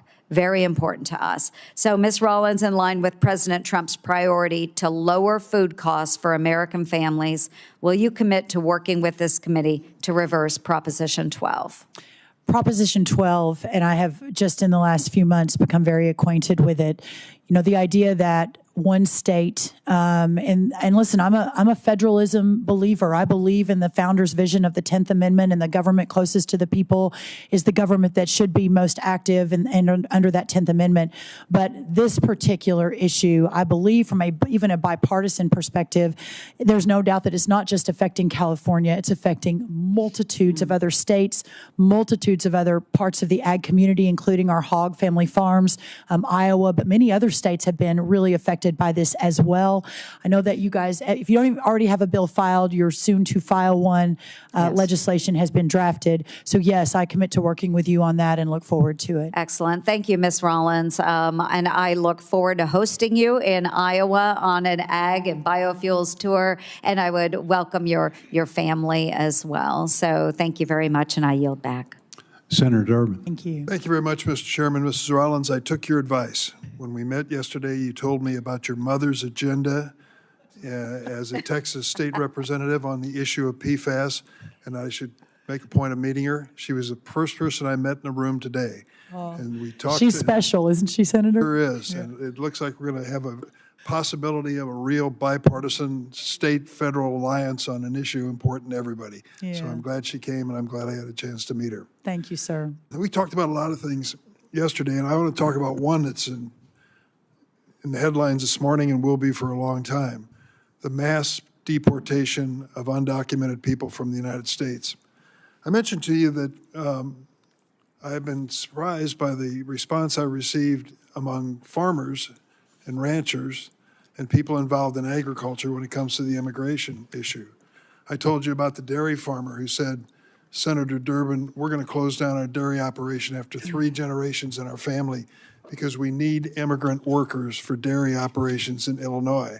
Another young lady with the Farm Bureau raised her hand and said, while you're at it, include the orchards. Who's going to pick this crop? It isn't the local kids at the high school. They won't even man the fruit stand out by the highway, and I put an air conditioner in there. I can't get them to come to work for me. I need immigrant workers. Turns out that 40% of the farm workers in this country are undocumented. And you know what that means. They're vulnerable to being deported.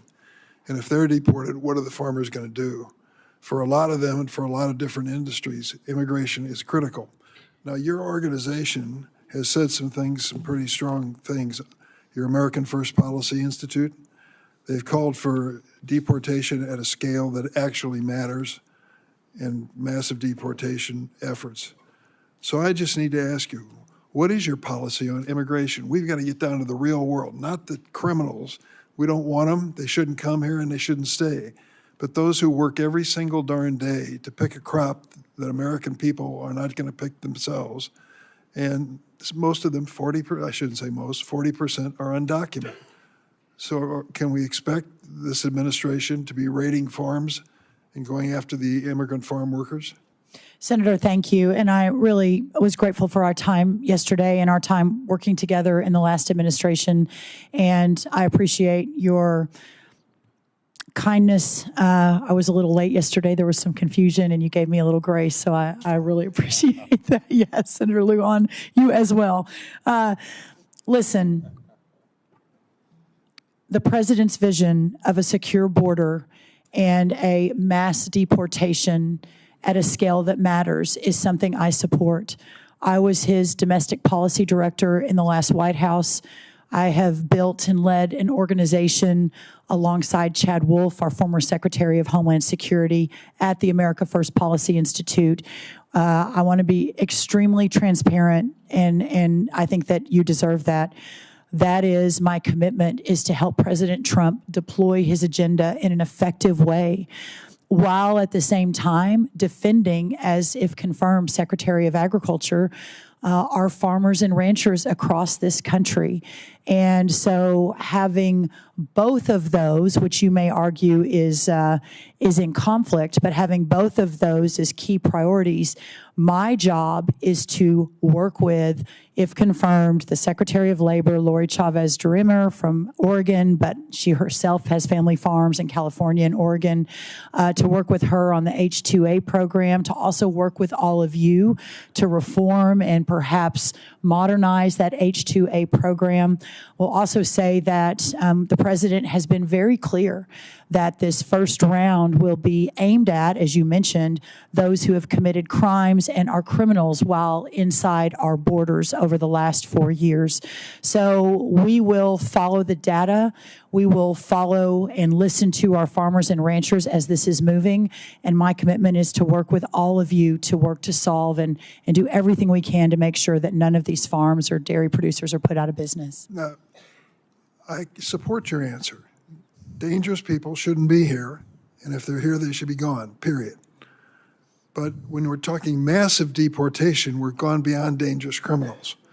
And I just wonder if we ought to give fair warning to farmers and ranchers across America that if you have immigrant labor, you can expect federal agents to come and search your property. Is that in the future for farmers and ranchers under the mass deportation plan? Sir, I have not been involved in that. The president's current plan, I cannot answer that one way or the other.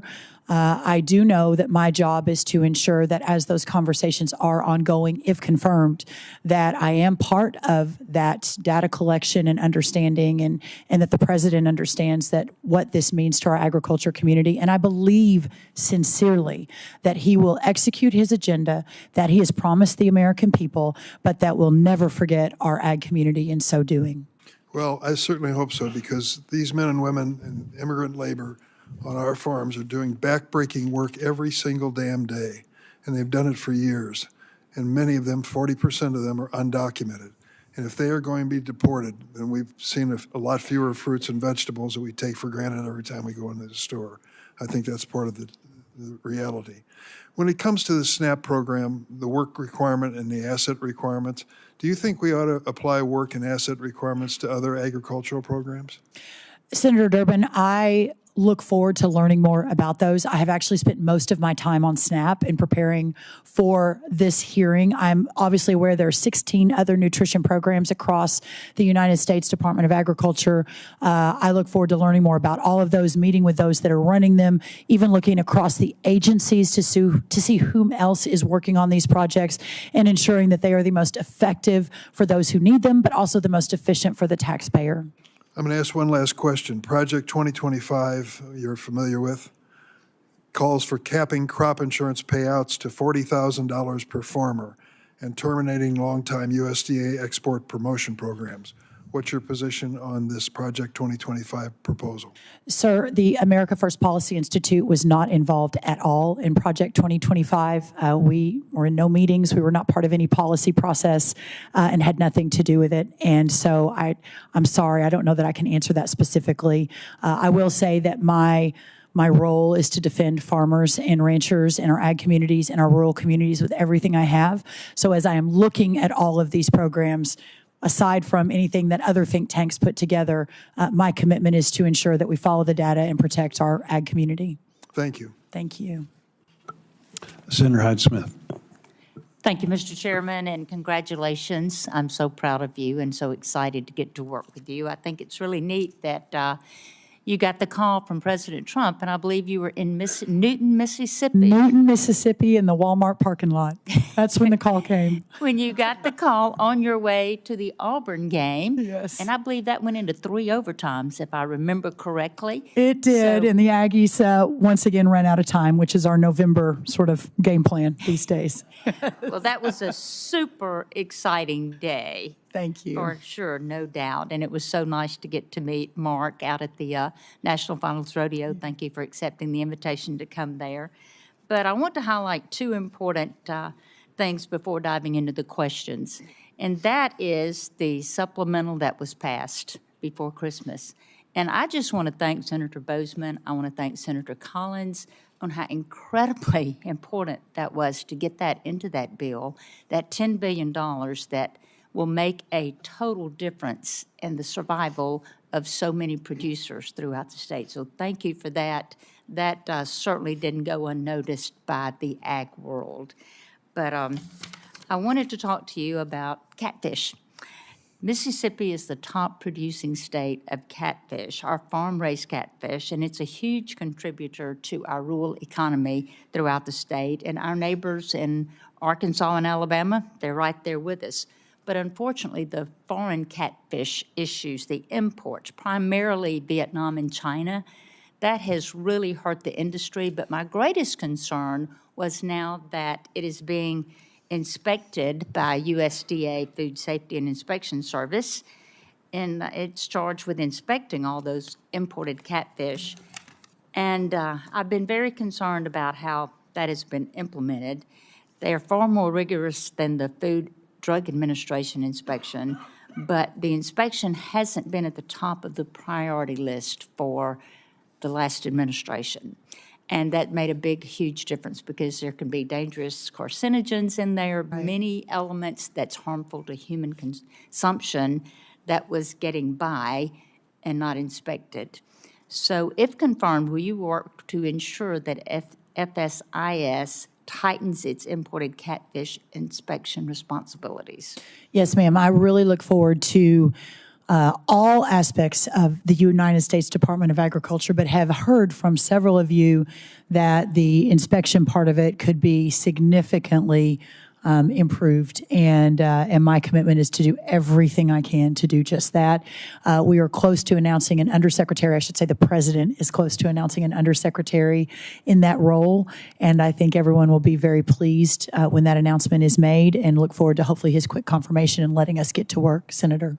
Wonderful. I fought that for years as we're the top producing state there and as Ag Commissioner in Mississippi. And I also share your commitment, as you mentioned in your testimony, to addressing the H5N1 and the New World screwworm outbreaks as high consequences disease threatening animal agriculture. I've gotten several calls lately on that from producers that are very concerned about that. And I can remember the avian influenza threat, getting the Mississippi flocks. Betty, now that kept me up at night. And I had plenty of foam, plenty of water on standby that if we had the outbreak, we were ready. But I was also involved in reopening beef exports markets after BSE, or the mad cow dissection. And those markets took over a decade to recover when we had countries that did not buy our beef because of that for 13 years until we got that under control. But while much attention is given to the problem of animal disease outbreaks, I want to focus on the key solution that's often overlooked, and that is the importance of USDA veterinarians. And those are so critical. And despite the hiring freeze, those professionals are essential in protecting animal and public health and ensuring food security because of these outbreaks. The vets are currently managing the H5N1 outbreak by testing meat and milk and helping producers with biosecurity practices. But unfortunately, USDA has struggled for years with inadequate veterinarian staffing. And with the animal and plant health inspection and with APHIS, a problem was made worse by a compensation system that the previous secretary described as just uncompetitive in a hearing in last Congress. But I tried to work with the previous administration to begin correcting these serious recruitment and retention problems there. But those efforts were pretty much ignored as well. But it's just extremely frustrating to know how critical it is to make sure we have the safest, cheapest food in the entire world, and it takes inspections to do that. But hopefully that will be better, and I'm going to ask for your commitment on that as it just jeopardizes the American agriculture competitiveness by putting us at further risk for spreading disease. But the shortage affects public health and agricultural the situations we find ourselves in, because we just sit there and hope and pray that we don't get a call that there is an outbreak of anything. The USDA Office of Personnel Management must address these veterinary personnel challenges. So my question is, will you commit to working with me toward timely and meaningful solutions, of course, that would be in line with the President's agenda toward this personnel for these veterinarians that we need at USDA. Senator, I so look forward to doing that. And yeah, I'm not sure if you've heard, but Texas A&M has a heck of a good veterinary school, so that I'm very familiar with. So I especially on this look forward to that with you. I do think that the recruiting piece of this and you and I working together, and I believe Senator Klobuchar may be a co-chair with you on the veterinary committee here in the Senate, but across the board ensuring that your leadership and my supporting you, if confirmed, continues to be a priority, and really look forward to that. And one quick statement I want to get in to look forward to working with you on as well, once confirmed, is to address the USDA packers and stockyards rules concerning poultry. It's really caused some significant cost increase to our poultry growers, and it really doesn't have any quantifiable profits. So that's another thing that I would like to meet with you on is packers and stockyards, the law that we all live by. Thank you so much, and I so look forward to supporting you. Thank you, Senator, so much. Senator Booker. Mr. Chairman, thank you very much. I'm excited to be here and excited to have a few moments with you. Thank you for coming by my office yesterday. I know I was the favorite office you visited much more than You were the favorite. There were 3 favorites, and you were one of the 3. I'm glad to hear that. I know you liked my visit better than Tommy Tuberville. I'm going to jump on the moving mom bandwagon here. When you told me about the work she did, the work on PFAS, God, I hope it foreshadows some of the work we can do together. It's a real problem for American farmers, and it's something that's really important to me. I mentioned to you when you were with me that one of the biggest problems we have in America is that the biggest producers in our country have done well. That's not a problem. I love and celebrate American success. But we're having a problem with the big producers, often controlled by multinational corporations who are doing great. But most of our small farmers in America really continue to struggle. Since 2017, we've lost over 140,000 farms in our country, and since the 1970s, over 500,000 farms have been lost in this country. This loss of family farms has led to awful things happening in our rural communities, an exodus of residents, jobs, really the hollowing out of rural communities. And for the farmers who've managed to hang on, times are really tough for American farmers. 88% of family farmers have second jobs off the farms, and a majority of that income utilized by those families is generated from off-farm income. And right now, the USDA programs are structured in ways that serve well the biggest producers, but often do not work for small and mid-sized family farms. So I'm pushing in the upcoming Farm Bill to create an Office of Small Farms within the USDA that would be charged with looking at USDA programs and policies and finding ways to make them work for our small farmers. This is a crisis. We're losing our heritage. Families that have had farms for 5, 6 generations in America are really struggling. And this is just a yes or no question, which I got in private. I'm hoping to get in public. As Secretary, will you make it a priority for the USDA to do a lot more to help small farmers? 1,000,000,000% yes, which is Aggie math, because I think you can only get to 100% yes, but 100% yes. And Senator, we discussed yesterday, for me personally, that is where my heart is and my passion in restoring rural America and working together in all parts of our country. I am grateful. I'm going to say hallelujah, amen to your answer and remind you that your mother is watching. Yeah, yes, sir. All right. So as you know, we're also facing a global hunger crisis. Millions of people are in desperate need of food. For the past several years, Senator Boozman and I have worked closely with the USDA to increase and expedite the USDA's purchase of commodities such as rice and wheat from U.S. farmers for shipment to countries where people are really suffering near famine-like conditions. It's a win-win for us. The USDA purchases really help our farmers, and at the same time, we're able to provide life-saving food to children and families around the globe. I know that you and I share a deep faith. It's a motivation behind what we do in our work, and you believe that the gospel calls on us to help people in need, but it's also a national security issue for America in helping to stabilize other nations that are facing crises. My office is getting a lot of concern and concerning reports from farmers that humanitarian programs like Food for Peace may be paused by one of the recent executive orders. I really am hoping that's not true. And again, a yes or no question. Once you're confirmed, will you check on the status of that, and will you make food aid purchases from our farmers a priority? Yes, sir, of course. Fantastic. Meat packers. Most Americans don't know this. They work in really horrifically dangerous conditions, one of the most dangerous jobs in America. They're being forced to make repetitive motions every day, forceful ones. The USDA published recently a report showing that at current line speeds, 81% of chicken processing plant workers are at an elevated risk, significantly so, of developing debilitating upper body disorders and things like carpal tunnel syndrome. These workers also face a risk of serious injuries. On average, 2 worker amputations per week occur on slaughter lines in the United States of America. Just imagine if that was your family member. Even worse, meatpacking giants like JBS have admitted and been fined for child labor violations in their processing plants. The USDA currently is one of the largest buyers from these big meat packers.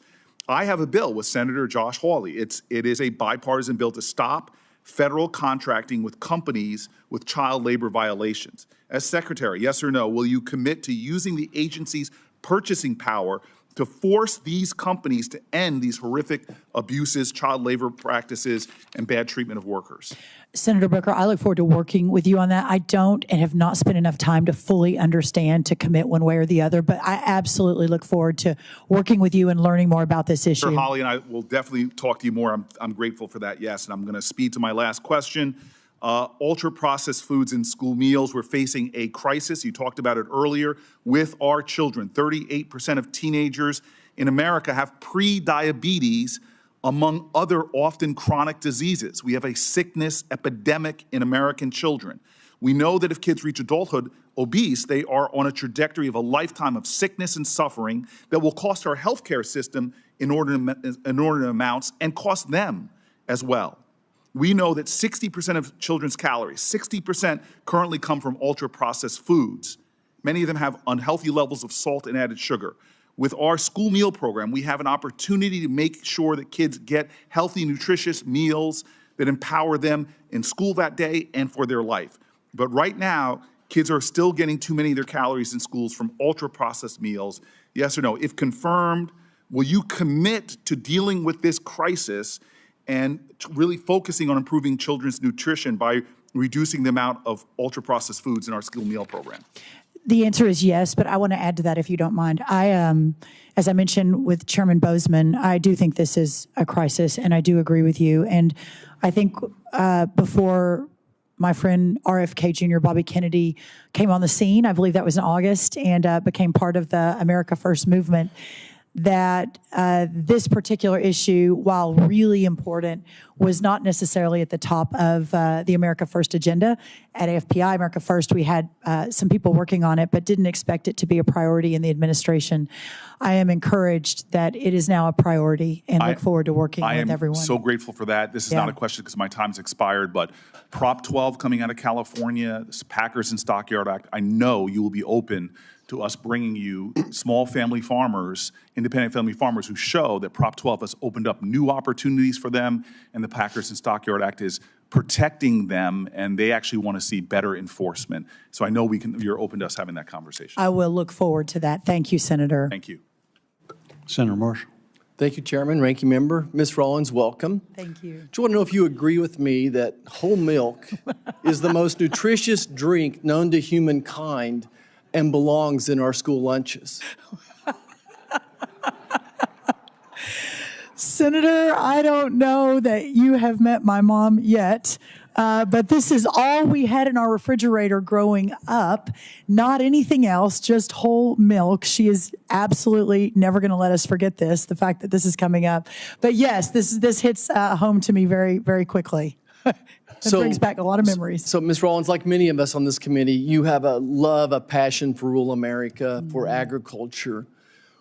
Tell us where that comes from and why this job is important to American agriculture in rural America, just from your heart. Senator, thank you. The fact that I'm sitting here today, that I am in the United States Capitol, that I'm sitting in front of this committee, that I am serving at the appointment of the President of the United States as one of his potential cabinet members, but yet I grew up in a town of 1,200 with a single mom with two little sisters, went to Texas A&M on an agriculture scholarship because my love, but also we needed the money. That Future Farmers of America is the organization that set my path so many years ago.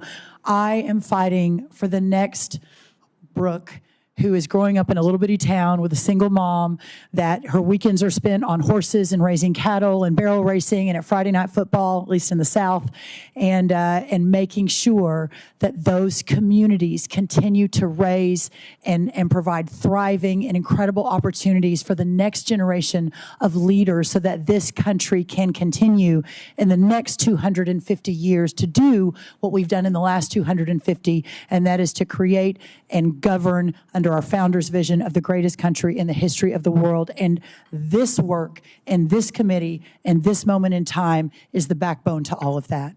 Yeah, Ms. Rollins, it reminds me of a song that growing up a Kansas farm boys mostly having fun. And I think that's what you're describing. It was That's mostly right. having, it was a simpler time. You pointed out earlier, 90% of rural America supported President Trump in the election, over 90%. Now, every time I see the president, the first thing he asks me is, Roger, how are your farmers and ranchers doing in Kansas? Can you just share with this committee President Trump's compassion for farmers and ranchers? Do you have similar conversations with him as well? Yes.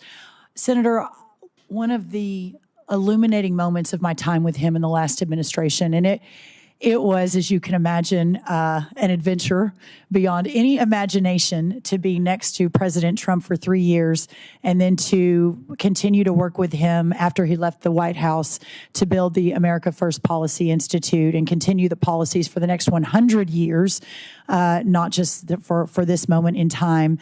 But I, in the last West Wing, I believe I'm speaking correctly, was the only person with an agriculture background. And that wasn't widely known because I was managing the entire portfolio.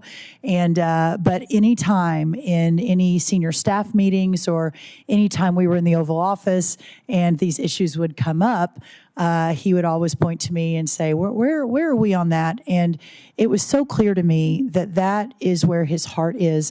I'll never forget a cabinet meeting where we were having a discussion about some big corporate entity who had asked for a very large sum in the multis of billions of dollars for a project. And that same week he had been asked for that project, he'd also visited some farmers in Georgia. And I'll never forget, I was sitting behind him because I was not part of the cabinet, I was part of the senior staff. And I'll never forget, I don't think the media was in there, but he looked at the entire cabinet and then turned, over his shoulder and looked at us who were sitting behind him as his senior team. And he said, I'm not here for those guys who are asking for billions of dollars for their new project and their market value is many, many billions and billions more. I'm here for those farmers. I am here for those men and women that I met in Georgia yesterday who are hurting but never complain, never miss a beat, never stop doing what they're called to do, which is to produce for the families across America and across the world. That is who I am here, and we all, pointing to the cabinet and the staff, are here to serve. I think that was in maybe year 2 of the 4. And I've never forgotten it. And when he called me about this job, we talked about that again. Yeah, thanks, Ms. Rollins. So obviously, agriculture, rural America is important to you. It's important to the president. Would you just speak for a moment how important biofuels are to the farmers, to ranchers who benefit from some of the substrates coming out of that process and to rural America as well? And specifically how 45Z might impact rural America? I think that everyone knows where the president is on this, and he often jokes that there were a lot of meetings. I think a lot of you were in. Senator Grassley, I know you were in many of those in the last White House, making sure that the president fully understood the importance of exactly what you're talking about, Senator, on biofuels and especially to our farmers. I believe that in the last 48 hours, one of his executive orders on energy actually included a mention of biofuels goals. And also, my role, if confirmed, is to defend all of American agriculture. So I believe, Senator, that you and others who hail from these states where this is a driver for your farmers and your ranchers and your economy should feel very confident that you have a friend and a defender in this current administration to make sure this continues. 45Z, obviously, my friend Scott Bessent, if confirmed over at Treasury, will be working on that. That's in his purview, but I will ensure that he has the data and the voices and the opinions around him to make the right decision. Yeah, just one more quick call on the 45Z is that certainly what we don't want is China to benefit from it. Correct. Which is happening right now. We can go into that in more detail later as well. And by the way, I was just sitting here thinking, I remember President Trump's, the first primary back in 2016 in Iowa, I believe he came out, was the candidate that came out in favor of biofuels as well, as I recall. That's Okay. right. Let's finish up on the regulatory environment. Boy, I'm not sure if anything's a bigger concern to the American farmer right now than the regulatory environment. And the two hot button issues have been WOTUS, Waters of the U.S., and the Endangered Species Act. Can you tell us what your involvement was in rolling back that WOTUS regulation with the previous administration? And that, I think, is a good example going forward, what will be happening. I will, and I appreciate that so much because I do have extensive experience in many of these regulatory programs that in the last administration we worked to make roll back, but also align better for the needs of our ag communities and ensure that the Waters of the United States rule did not put more farmers out of business. Same with the Endangered Species Act. I know that that's also a big issue in our forestry lane as well. So I really encourage and look forward, and my policy heart is very happy at the opportunity to make those better, to understand the harm and follow the data on it, and really work with all of you to try to solve for that in the next 4 years. Senator Schiff. Thank you, Mr. Chairman, and at the outset, I want to tell you how very grateful I am to serve on this committee. California has not had a senator on the Agriculture Committee for over 30 years, and as a leading agricultural state, I'm really proud of the industry and all the people who work in it, and grateful to have a chance to represent them on this committee. That's great. And Senator Marshall, I wanted to tell you that a California legislator once made a name for himself by drinking a beaker of malathion to demonstrate his view that he thought it was that safe. I will not be doing that today. Ms. Rollins, thank you for being here today. When we met earlier this month to discuss your nomination, firefighters in Southern California had just begun efforts to contain 2 blazes. As we know now, this was only the beginning of what would ultimately amount to one of the most devastating wildfire disasters in the state's history, if not the nation's history. Over the last 2.5 weeks in LA, it's been difficult for me to put into words how truly catastrophic these fires have been. Just the scope of them is beyond anything I would have ever imagined. Whole neighborhoods and communities just wiped out. The Forest Service has been playing an amazing role in the emergency response efforts, working hand in hand with state and local partners to secure resources and personnel. To aid California's wildfire response this month, the Forest Service deployed 2,300 federal firefighters, 12 large air tankers, 20 helicopters, 6 scoopers, and 8 modular airborne firefighting aircraft. Without these federal resources, the devastation in LA would have been far worse, and we're not done with it yet. We had the outbreak of another fire just yesterday. If confirmed as secretary, are you committed to deploying the same emergency resources to fight wildfires in blue states that would be deployed to fight wildfires in red states? Can we count on you not to discriminate among states in the vigor of the federal response? Senator, thank you. And obviously, but it bears saying since you asked, 100% yes. And to watch the devastation in your beautiful state has been heartbreaking for all of us, no matter if we're from red states or blue states. I think that hopefully, if there's any good that comes from this, if I'm confirmed, we can figure out how to be even a better, more impactful resource the next time this happens, and hopefully be able to work more closely, more quickly with those on the ground across blue states and red states. Thank you. I very much appreciate that. wildland firefighters have been putting their lives on the line to protect my communities back home. And we need to make sure that we continue to encourage people to become wildland firefighters and that their compensation is commensurate with the critical and dangerous work that they do. I was speaking with one firefighter who was, I think, an LA Fire Department firefighter, not a wildland firefighter, but nonetheless facing the same risks, who told me that he wasn't sure he was going to make it out alive, that there were fires in front of him and behind him. His communications equipment was in and out. Yeah. Water was running low. And he said it was the closest thing to hell that he could imagine. The key, I think, to recruiting and retaining people to do that kind of vital and dangerous work is to make sure they're well compensated.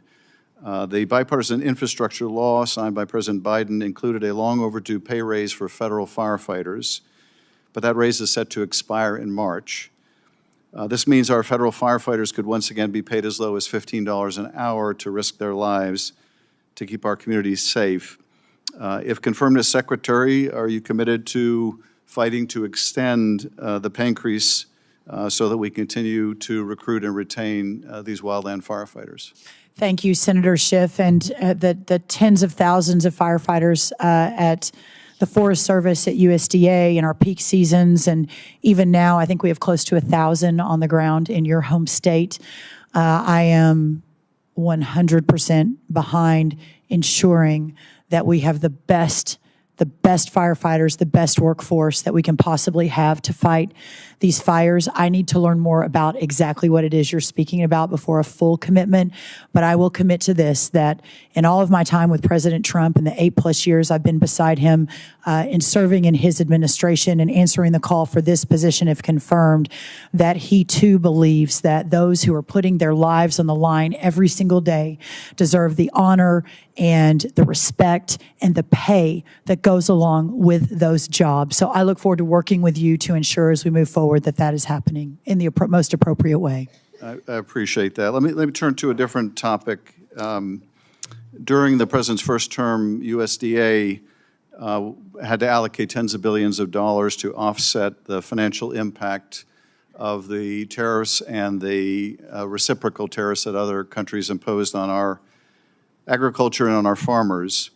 But that financial assistance offered to farmers impacted by the trade war was not equally distributed. Despite California's leading role in U.S. agriculture and the heavy tariffs imposed on specialty crop exports, California growers receive far less than their fair share in tariff assistance under the 2019 Market Facilitation Program. Out of hundreds of specialty crops grown in the U.S., only 8 crops received direct assistance, and in the end, approximately 1% of the nearly $15 billion in USDA allocated resources went to California specialty crop growers, so about 1%. And as you know, we're the leading state when it comes to specialty crops. If confirmed, are you committed to distributing all economic assistance, including trade relief, to states without regard for their political leanings? I am committed to that. I think Senator Slotkin, even you and I discussed the specialty crops in Michigan when we met. I look forward to, I'm not familiar with the data that you laid out, but I look forward to learning more about that and being committed to ensuring that to the very, very best of our ability that this is appropriately adjudicated. I appreciate that. I look forward to working together to make sure that that relief, if it should be necessary, is distributed equitably. Yes, sir. Thank you, Mr. Chairman. I yield back. Thank you, Senator. Senator Tuberville. Coach. Thank you very much. Ms. Rollins, who'd ever known? 30 years ago, I'm a young coach at Texas A&M, and you're student body president. That's First true. time we met. Yep. And we sat next to each other in lots of meetings. That's exactly right. And look where we're at now. I know. It's an amazing world. Congratulations. Thank you, sir. Congratulations. Thank you. You're going to be awesome. Thank you. But I don't want to sugarcoat this because my farmers back home are hurting. Yes, sir. We're in trouble. Our farmers are in trouble. Small farmers are selling right and left. I got a bill on the floor, actually I dropped it yesterday, about keeping foreign adversaries from buying our farmland. We're selling it right and left. But I don't blame them. because they can't make a profit. Row croppers in my state of Alabama are really getting killed. Cotton farmers last year, the input cost was about $400 an acre. They might have got $100 an acre out of their crop last year. Yeah. That's the reason we had to do a supplemental right before Christmas. My phone was ringing off the wall. We have got to help our farmers, but they hate handouts. I'll tell you that right now. They hate it because they want to do their own work. So I'm glad you understand that. Being from Texas, you understand it. Yes, and sir. Again, it is a dire problem, and it's not going to get fixed overnight. I'm looking forward to seeing who your team is going to be around you. I will tell you this: it's discouraging to know that you walk into the office building where you're going to have 3,000 or 4,000 employees, and you can shoot a gun and not hit anybody. There's nobody there. Nobody's been working in the office for 4 years. I mean, Yes. It's embarrassing. It's absolutely embarrassing. Our farmers need help, and we got nobody working at the office. So we have to get input costs down. That's not your job. 6, 7 years ago, a cotton picker cost $750,000 in Alabama. Today, it's $1.5 million. Yes, sir. Fertilizer's gone sky high after the Ukraine war. It's embarrassing to where we've got. There's a $45 billion trade deficit in ag, $45 billion. And the only way that we can get commodity prices back up is handle that trade deficit. So, that being said, we need dialogue. If confirmed, will you commit on doing dialogue with President Trump and the people around ag to get our farmers an opportunity to have a better price for their crop? Yes, I will, Senator, and I so look forward to that. I think one of the things I read recently that only 43% of our ag producers are net income positive. That is unsustainable. We have to find a better way, and it can't come always through government subsidies. We've got to expand the market. We've got to figure out input costs. One of President Trump's top priorities was food inflation. Well, this comes before food inflation because this itself will drive the cost of food down if we do our jobs and if we're able to produce for our ag community the way that, Coach, I believe that we can, working together. Yeah, what we don't want to happen is what's happened to our drug industry. We found in COVID, we look around going, how do we keep people, get people healthy? And all the drugs are made in China.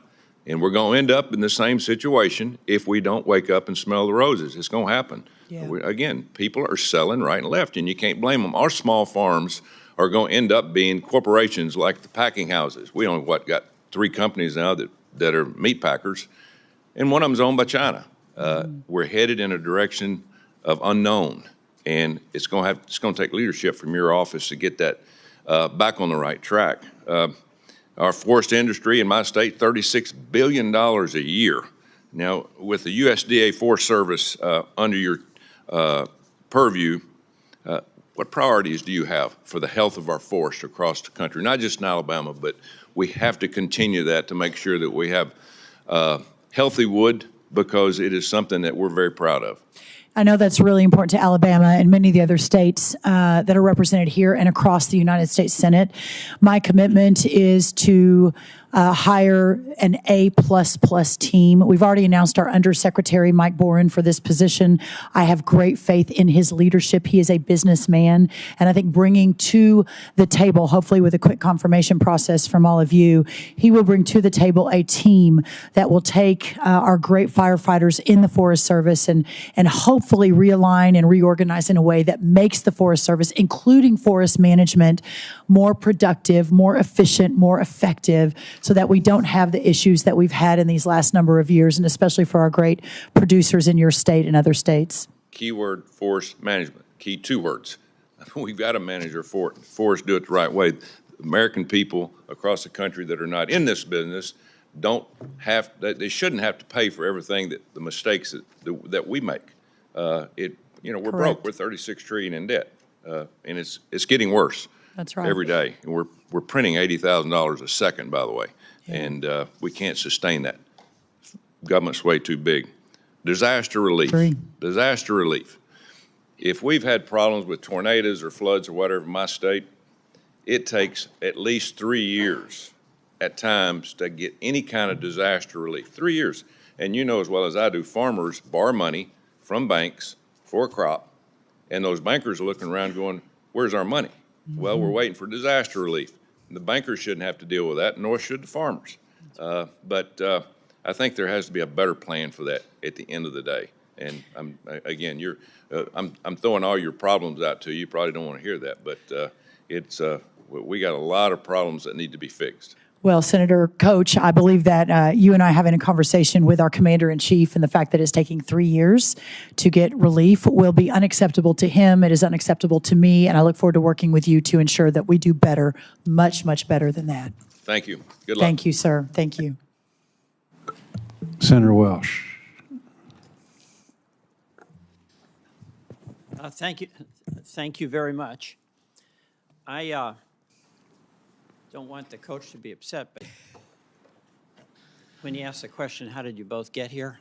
I kind of get it, how you got here. I'm still trying to figure out about the coach. How Coach got here? But you did another thing that really is astonishing. Senator Cruz gave you a very nice introduction. And he, you know, I didn't know something that he's kept on the down low. He actually has a sense of humor. So this is a pretty astonishing hearing. It's a new day. It is.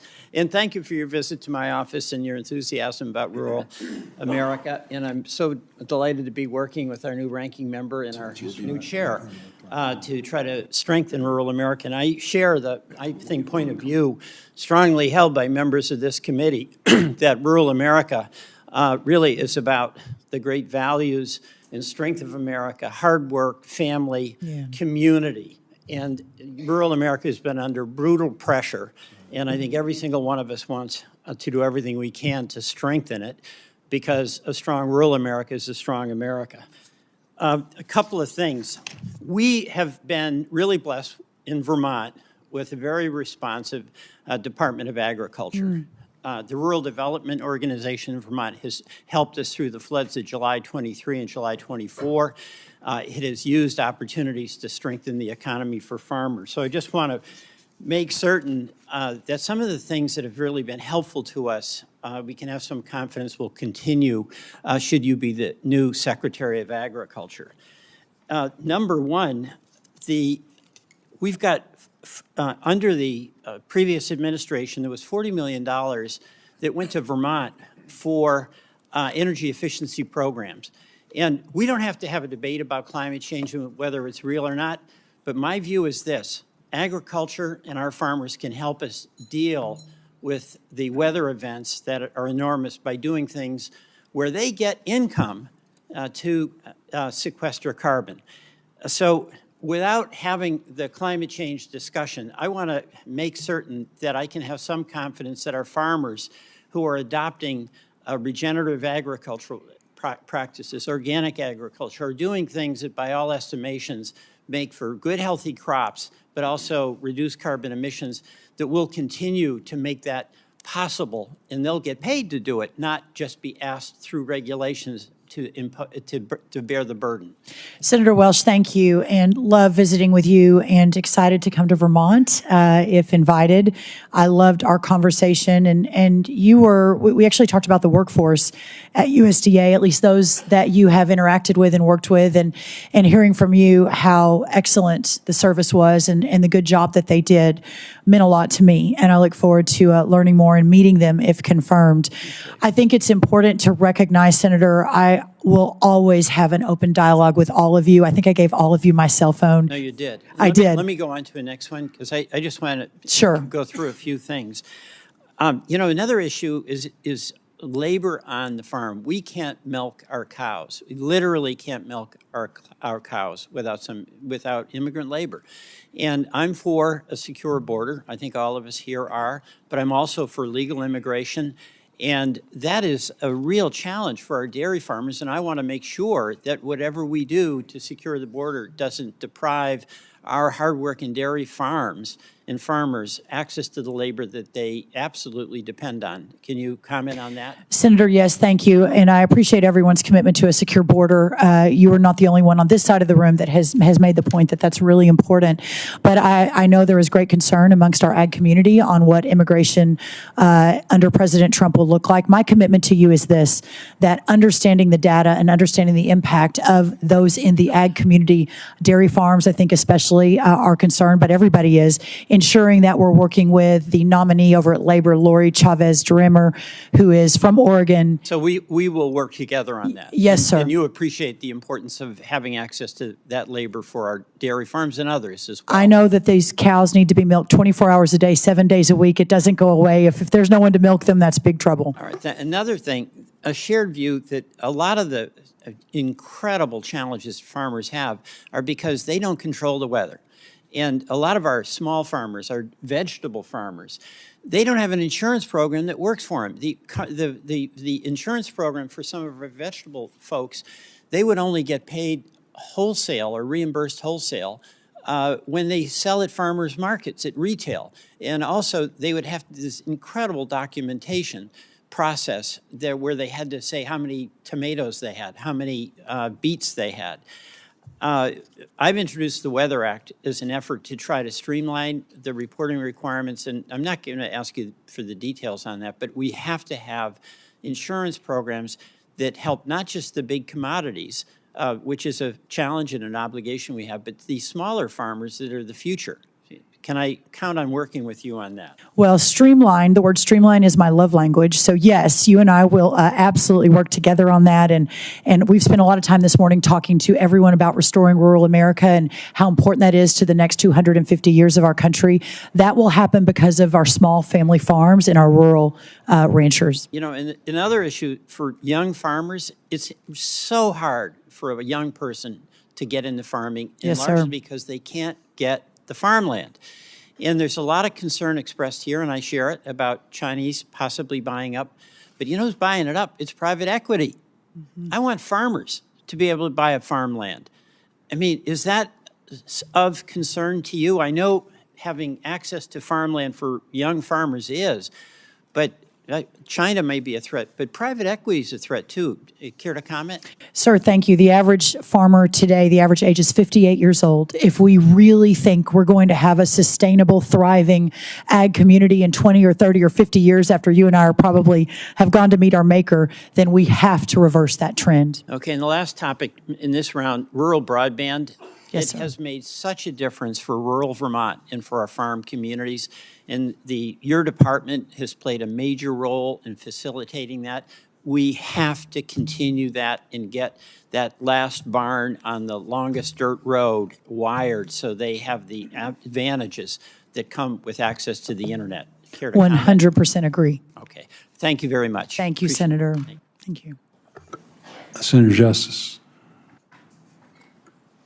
Well, first and foremost, to all those on this committee, you know, I thank you for allowing me to be on the committee. I thank Leader Thune, and I thank anyone that was responsible for me being here. You know, I am a plain-spoken individual. I am hung up all the time on the truth. And I will promise you with all in me that I know a tremendous amount about agriculture. You know, I think about, and Brooke, I can't call you Mrs. Rollins. I could call you secretary. Brooke. You know, and I've asked you over and over to call me Yes, sir. Jim. Yes, sir. You know, and but I would just tell you just this. All that's going to fall in your empire is astronomical. That's all there is to it. You know, I am amazed with President Trump's nominees, and that's all there is to it. They're qualified. They're absolutely experienced. They absolutely have what Brooke has. She's stuck on. Anybody that can't see that is absolutely not looking. She approaches it with positiveness and a big smile. And so all of you that came, especially all of her family, you know, I am not amazed in any way. I know she's infectious around every last one of you. And absolutely, you will be a tremendous secretary. That's you, all there sir. is to it. Now, let me just say, let me deviate just a little bit. And let me just tell you just this. And this is my view. The American family farm has got to be protected like none other. Right today, right now, you know, what we have is the average size of the American family farm is 450 plus or minus acres. Now, you just think about it. What are they doing right now? What are they doing right now? You know, maybe in Wyoming, it may very well be 30 below zero, and they're out on a snowmobile or a horse trying to feed their cattle. And maybe if they were a dairyman wherever, or lady, wherever it may be, there's never a day off. Never a day off. The cows have to be milked. There is never a day off. And whether it be maybe just that little farm that's sitting, trying to figure out how in the world, with fertilizer prices or whatever it may be, how in the world can we make ends come out or ends work? And just think about this. They're probably driving a 12-year-old pickup truck. They're trying every way they possibly can, and every year they're in a Texas Hold'em game where they shove everything all in, every single year. Now, with all that being said, just think about it. What happens if we lose our American small farm? What happens to where do we go? You know, corporate interests and on and on and on. They're a productive engine like you can't imagine on the planet. You can never imagine their productivity. They're a treasure to every single last one of us. And we better protect them and keep them on that farm. You know, they can cash out today with their land, most all, and have a lifestyle that is so much better than their earnings every single year. And why do they do it? They do it because of one thing. They love what they do. They're the best of the best, and they love what they do.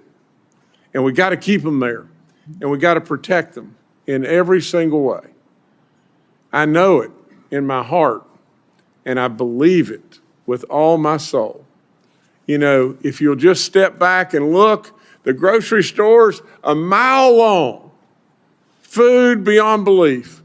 Now, I know we've had an increase in food prices, and we need to do something about that if we possibly can. But with all that, we enjoy a luxury that is off the chart.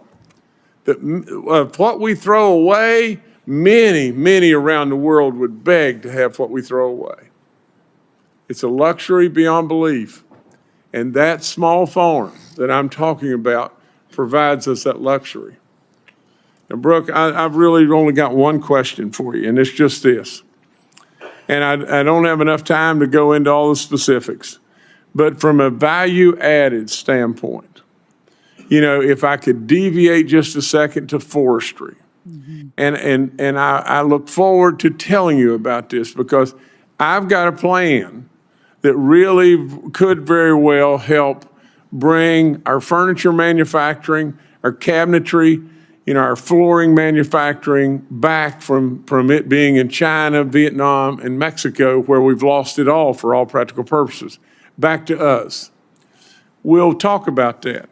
But I want to hear that you are really supportive of value-added products because it is so important to getting our manufacturing at home and what President Trump absolutely believes and wants more than anything. Again, I am all in with your nomination, 1,000%. You will do an amazing job. There's no question about it. But please comment on the value added, please. Sir, there is no excuse why everything in American agriculture and America in general, but we're here to talk about ag, is not the best of the world, that everything that we work on is of the most excellent approach, and that we continue to build and feed and thrive and preserve the American heritage of the greatest farmers in the world. I'm telling you, and everybody should pay close attention. She's a superstar. Thank you, And sir. we need her. We need her. So Thank you, sir.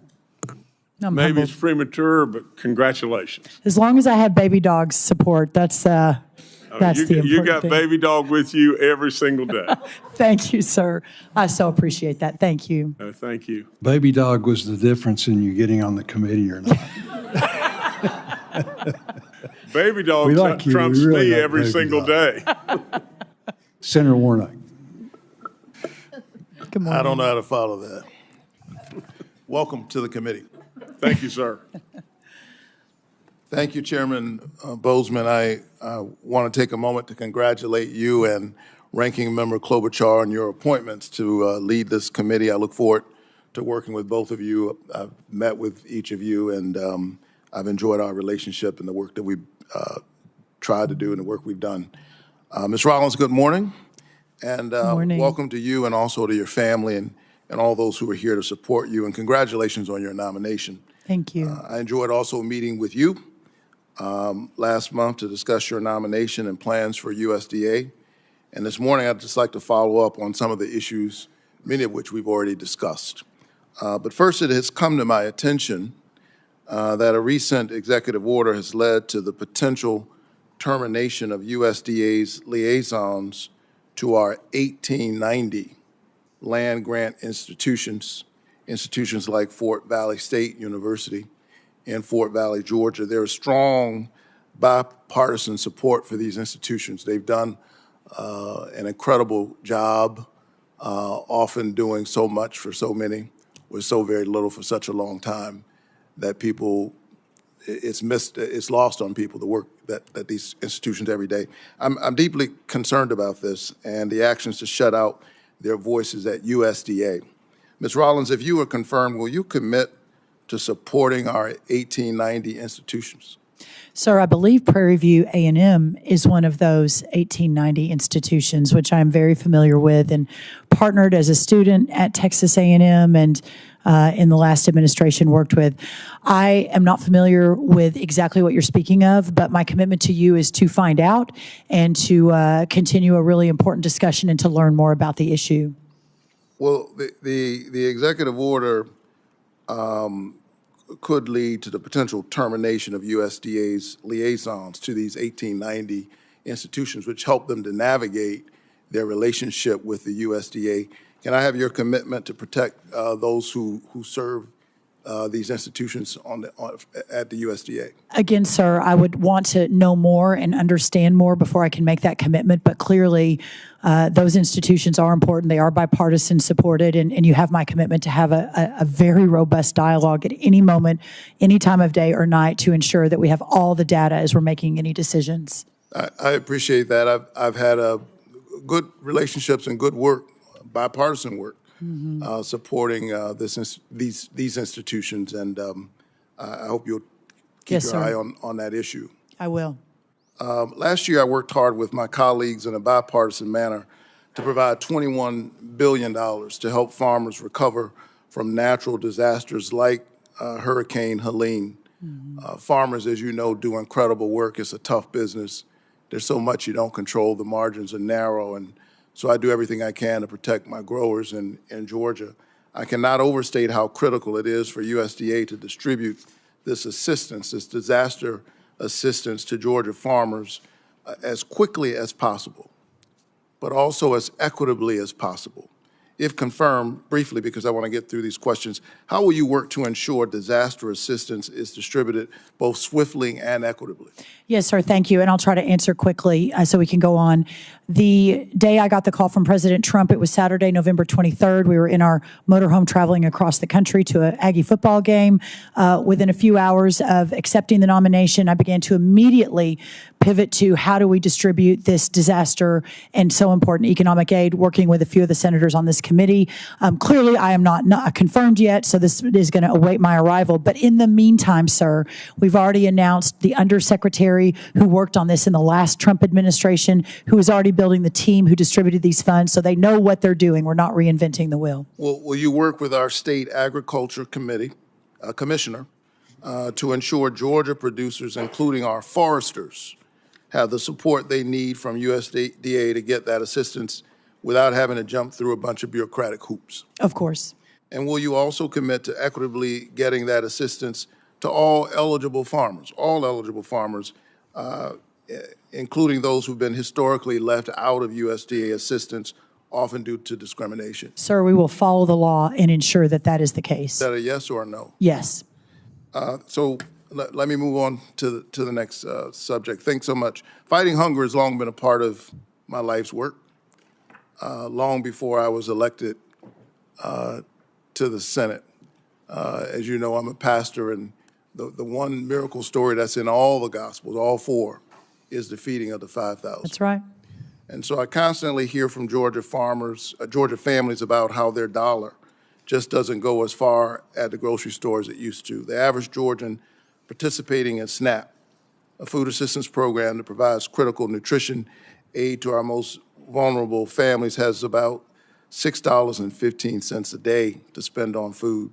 In your view, is $6.15 a day adequate to avoid hunger for Georgia families? Sir, this is a supplemental program. I am just getting my arms around it. There is few that will be in my role, if confirmed, that have a passion for this more than I do. Serving those who are most in need, as you and I discussed in your office, is a driving force of my entire life. It almost sent me to seminary, but I ended up in public policy instead. So you have my wholehearted commitment to look and ensure that the people who need this the most are receiving it in the best way possible, but at the same time ensuring that all of the tax dollars that are spent on it are also spent in the best way possible. One of the things, as these families struggle, one of the things that I'm concerned about are proposals to slash this critical assistance and create additional work verification red tape for families participating in these programs. Do you think creating more bureaucratic red tape for families will help them purchase nutritious food? I think it's extremely important that we take a wholesale look at every one of these programs and ensure that they are serving the people that are needing the programs and that they are the safety net they're truly set out to be.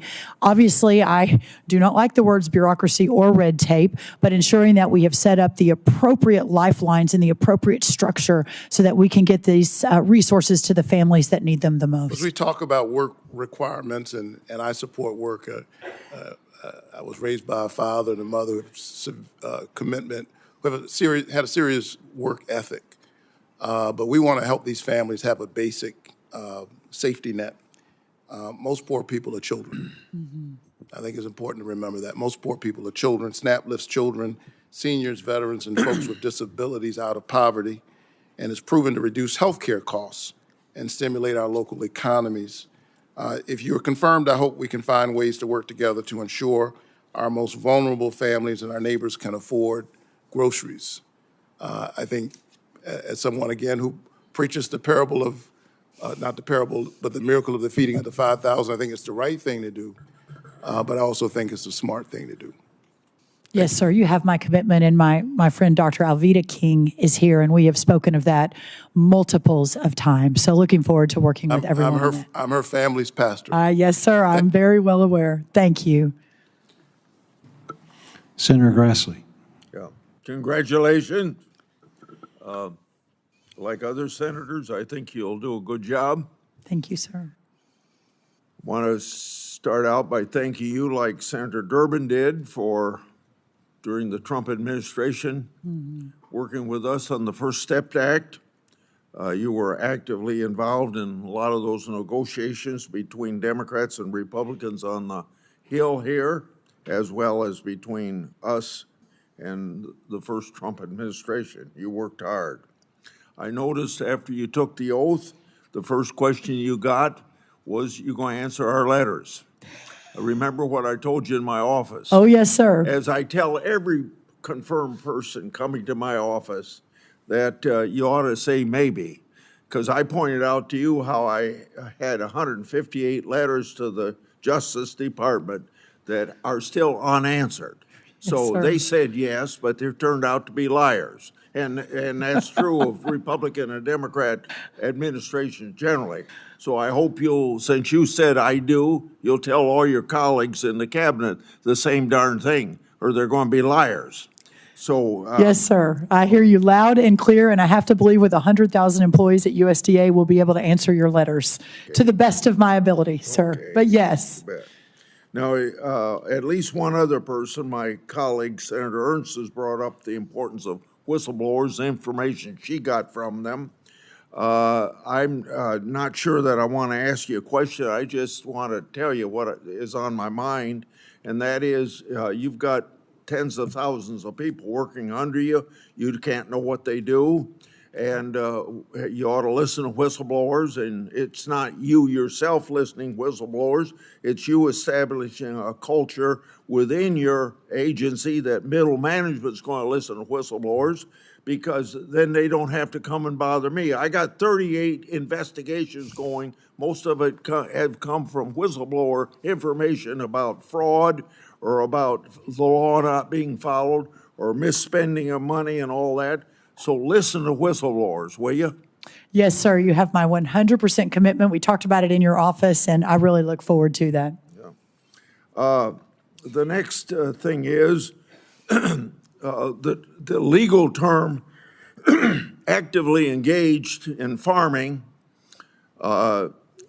is not enforced. We got too many people on Wall Street getting farm payments that shouldn't be getting them. So I want you to make sure that all of this manipulation that has gone on in the Department of Agriculture under both Republicans and Democrats to dilute the term actively engaged, and I'm being a little facetious when I say this, but you ought to at least have dirt under your fingernails if you're going to get payments from the taxpayers for your farming operation.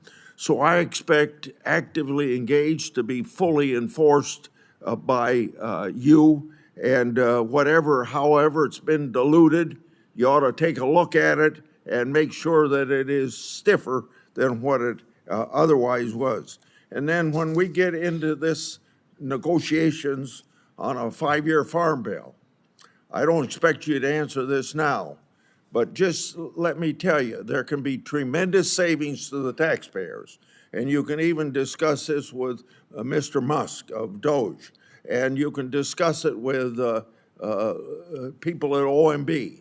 If you can put a cap on what one farmer can get from the farm program, so we aren't subsidizing big farmers to get bigger. And I got nothing wrong with the marketplace working for people get as big as they want to get, but we shouldn't be subsidizing. The whole point of an agricultural farm 5-year farm bill safety net is to protect people that are medium and small size farmers that can't control what happens to them, whether it's a natural disaster or a Carter grain embargo or some war in Kiev. Big farmers can handle that, but small farmers can't. And that seems to me, for the same reason we put out disaster relief for farmers in the bill that just passed before Christmas, and you're going to administer, there's the same reason that we have a safety net for farmers on prices generally and things beyond their control. So I try every farm bill to get this done. And the most successful farm bill I had, and I hope I'm successful in this farm bill, was 2015, when I got a cap put on in both the House and Senate in exactly the same language, and it shouldn't have been diluted at all or changed at all when it goes to conference, because those are the rules of conference. But the congressman from Texas, I don't know his name, that was chairman of the Ag Committee at that time, and you probably know who he was. He did not like it, and he diluted it to it's practically meaningless at this point. So if you want to save some taxpayers' money, look at that issue when I bring it up again. Thank you, sir. Another thing is we had the first Trump administration. We had a couple times in the Biden administration use money from the Commodity Credit Corporation that I don't think should have been used. And And the power of the purse, as you know, rests with Congress under Article 1 of the Constitution. And money can't be spent without authority of Congress. And billions have been wasted that way. And I hope you don't get involved in wasting those dollars again. I'll end with the Packers and Stockyards Act. I think it's stronger than anything that the Justice Department can do under antitrust laws to protect the welfare of the farmer, to make sure that the marketplace is working. And thank God, Vilsack, just before he left office, put out some regulations that will help enforce Packers and Stockyards Act, particularly to protect livestock producers in highly concentrated areas of agriculture, or the poultry grower payment system, the capital improvement payment system. The American Farm Bureau Federation has spoken positively about these issues. I think there were some more that are on the books that maybe you can take a look at that he didn't get around to putting out, because maybe they're a little more controversial. But the Packers and Stockyards Act is the most effective tool to make sure that the marketplace works for the American farmer. Thank you. Thank you, Senator. And I am really looking forward to working with you and continuing to move forward, and especially focusing on our small family farms in rural America. Senator Slotkin. Thank you. Congratulations, Mr. Chairman and Madam Ranking Chairman. I'm honored to be here as the successor of Debbie Stabenow, our esteemed former chairman, the queen of Michigan agriculture. We miss her, and I have really, really big shoes to fill there. Thank you for our conversation in my office. I appreciate your positive approach to meeting with everybody. And I have the honor to live on my family farm, which used to be beef cattle, is now soy and corn alternatively. But I'm also a former CIA officer, Pentagon official. So I really come to the Ag Committee with a sense that food security is national security, and the United States should always be able to feed itself by itself. And everything flows from there. If people agree, then there's a lot of policies that become pretty clear.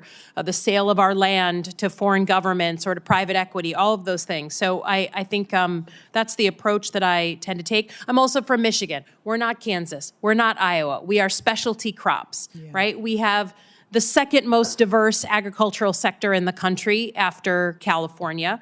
We take pride in not doing monocropping and doing a lot of fruits and vegetables and a lot of other things. So this is why I'm particularly concerned about the tariffs. Everyone's talking about tariffs. Mr. Trump is throwing them around, and I just want to review the bidding to make sure, particularly with your agency, that we're all on the same page on what happened the last time President Trump put on tariffs, what happened specifically to our farmers. So just to review the bidding, President Trump announced 25% tariffs on Chinese products, batteries, TVs, medical devices. Again, I certainly understand the instinct as a CIA officer, right? I want to push back on China. China retaliated and put 25% tariffs on soybeans, fruits, pork, and some other items. Then we got into a trade war. We started adding more things to the list. They started adding more things to the list. It went on and on and on and back and forth. Suddenly our farmers across the country are screaming bloody murder because the markets that they used to have access to, no one wanted to buy our stuff because it had that 25% tariff. We felt that very acutely. So what did we do? Because we felt, under the Trump administration, people rightfully felt like our farmers were getting the shaft here. They raided the CCC account, the emergency rainy day account that you will have, control over, for $23 billion to give subsidies to our farmers. So we put on the tariff, got into a trade war, ended up, our farmers were in trouble. We paid them off. And everyone's here has said no farmer wants a subsidy. They want to work, right? They want to get paid a fair rate for their crop. That emergency fund is the same fund that helps us with things like avian flu that we're now dealing with all over the country. So you can imagine, as a Michigander, the throwing around of tariffs, particularly with Canada, Mexico, a bunch of other places. I'm trepidatious that this is going to come back to our farmers. And when you get confirmed, and it looks like you will swear an oath to the Constitution of the United States, not to President Trump. So can you say, I know you've said it, but for the Michiganders watching, that you will throw your body in front of the bus to make sure that any political talking point on tariffs that may sound good is actually truly tested against how it will impact our farmers like it was not last time around? Senator, I appreciate your passion. I share it. And I think we are similar in a lot of ways. And yes, my commitment is that there will be no sleeping, that we will work around the clock to ensure that our ag communities across this country are represented in those discussions and at the table. And I will do everything in my power to elevate, preserve, honor, conserve that backbone of America.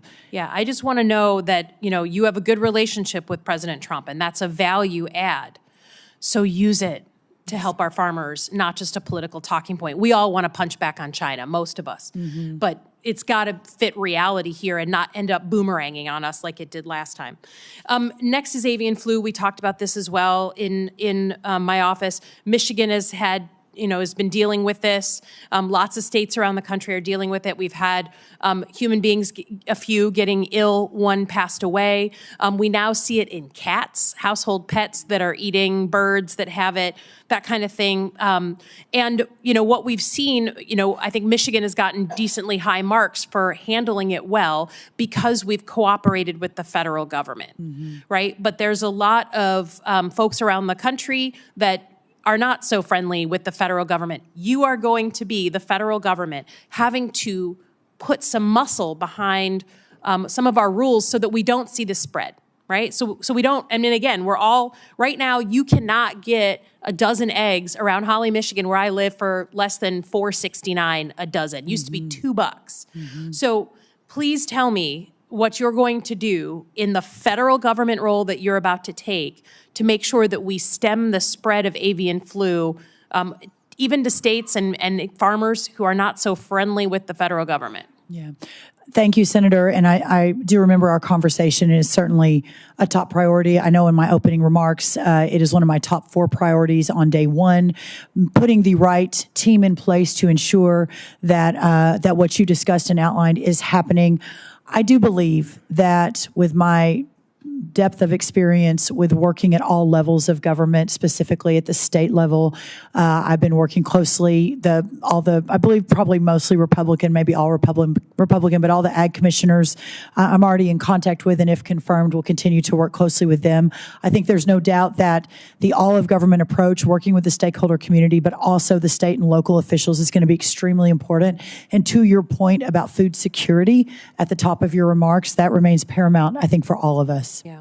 And then lastly, I'll just echo some of Senator Warnock's comments.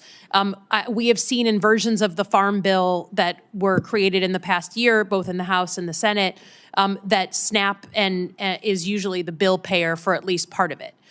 In cuts to SNAP, and then additional subsidies to some of our farmers, frankly, particularly farmers down south. I understand that that's popular. I would just ask you again to look into your heart. If the majority of poor people are children, that's not a work requirement that they can meet, right? So please just remember the children and be thoughtful about our approach on SNAP, not just, again, a political talking point. I will, Thank you. Senator. I yield back. Thank you. Thank you. Senator Fischer. Thank you, Senator Bozeman, and congratulations on your gavel. Look forward to working with you and with the ranking member. Thank you. Ms. Rollins, so good to see you. I really, really appreciated you coming to the office last month and the great discussion that we had. As you know, the agricultural industry is the economic engine of Nebraska. We grow a lot of corn and beans and wheat and sugar beets and livestock. So we understand the necessity of having that strong economy for our state, that food security, how important it is for our country, and I look forward to working with you in the future on that. Thank you. You noted in your testimony that we must demand strong and steady markets for our agricultural bounty, and this is a statement that I hear consistently from our producers as well. One of those really important markets for Nebraska's agriculture is biofuels. In his day one actions, President Trump emphasized the need for our country to be energy dominant. The president has long recognized that ag producers have a role to play in producing abundant homegrown energy, and he took steps in his executive order declaring a national energy emergency so that we can continue to allow for the sale of E15 year-round. And I've long led an effort to make this policy permanent. And I look forward to working with my colleagues to deliver on that part of the president's agenda. We know that there's going to be a number of other biofuel decisions that will be made in the coming months that will have significant impacts on the biofuel market. I know you've heard from a number of my colleagues on this committee about the importance of that. Can you just speak briefly about how you view the importance of biofuel markets for our farmers? I will. And Senator, thank you. Love being in your office and meeting Fred Fischer, and really look forward to hopefully having more conversations in your office and in your home state of Nebraska, which is one of the shining stars of our country. In the last few months, since the announcement was made that I was going to be, hopefully if confirmed, joining this administration and the cabinet as the head of USDA, I have had multiples of conversations with many of you on the committee and outside the committee. Your governor flew to Texas to give me a couple of hours of his time to make sure I understood specifically within your state, but frankly, how this affects so much of the Midwest and in our corn states. My commitment is to defend and protect and fight for all of American agriculture. Clearly, in the last administration, this issue was under the National Economic Council, Larry Kudlow, so I didn't manage it under the Domestic Policy Council, but I was certainly in a lot of the meetings, which there were a lot of meetings, President Trump would tell you, in the Oval Office about this. His executive order in the last few days mentioning biofuels as part of his all of the above strategy to reclaim energy dominance across the world is important. President Trump was very generous with his time and his previous time in the Oval Office, and he's correct. We had a lot of meetings in the Oval Office. So I think he said 27. Truly, and he would like to get this issue settled as well. I thought maybe we would last in the CR, but we'll continue to push for that. What we've seen over the last 4 years, and what I've heard, has been a lot of disappointment from Nebraskans about the lack of any kind of trade agenda from the Biden administration. In fact, for the first time in decades, we've had an agricultural trade deficit. And as you said earlier, it's projected to hit a record-breaking $45 billion. I understand there can be a variety of factors that impact a trade deficit, but I am concerned that part of this stems from there being really any kind of clear agricultural trade agenda from the last administration. We cannot see that happen again. Can you talk about how you would both hold our current trading partners accountable and the role that you will, or that you would want to see USDA play in developing these new export markets? Yes, Senator, and that $45 billion, what's remarkable about that is 42% of that is just in the last year. Yes. So the wheels are falling off, and it is very, very important that the wheels get put back on as soon as possible. I think for those that know me for a long time, but even Senator, you and I have just gotten to know each other in the recent months, know that I am a relentless cheerleader for whatever it is that I have been called to do. And for this moment in my life, and to meet this moment, as Scripture says, I am called to take agriculture to preserve our rural communities and take our products to the world and work around the clock to ensure that sort of trade deficit begins to peel back, and hopefully by the end of our time here in the next 4 years is completely gone. And in fact, we are back in the positive. And I believe we can do that. I mentioned earlier, I think President Trump is the consummate deal maker. His heart for rural America and for our farmers and ranchers, I think, will hopefully lead the way. I certainly will be right next to him, whispering in his ear as we move forward on this. And I think and hope and pray that we can begin to solve for this immediately. Great. Another area that I focused on is how precision ag technology can help our farmers and ranchers to achieve better yields and reduce environmental impact, improve economic returns. I've had a number of bills on that I'm going to be reintroducing and including hopefully in the farm bill that we work on. Additionally, myself and really the entire Nebraska delegation, along with the University of Nebraska at Lincoln, have been working in a very close partnership with the Ag Research Service on the National Center for Resilience and Regenerative Precision Ag at the University Innovation Campus. And last May, we broke ground on that facility, and I hope that I can continue to work with you to make sure that we get that facility completed. Can I get your commitment to continue working with me on this facility? Can I get your commitment to come to Nebraska? We had Sonny Perdue out at the ranch and had a great barbecue with neighbors. We can do that. And then another trip, we can get you to Lincoln and see the ARS facility, what we're doing there. That would be my great honor. Great. Thank you. Thank you, Senator.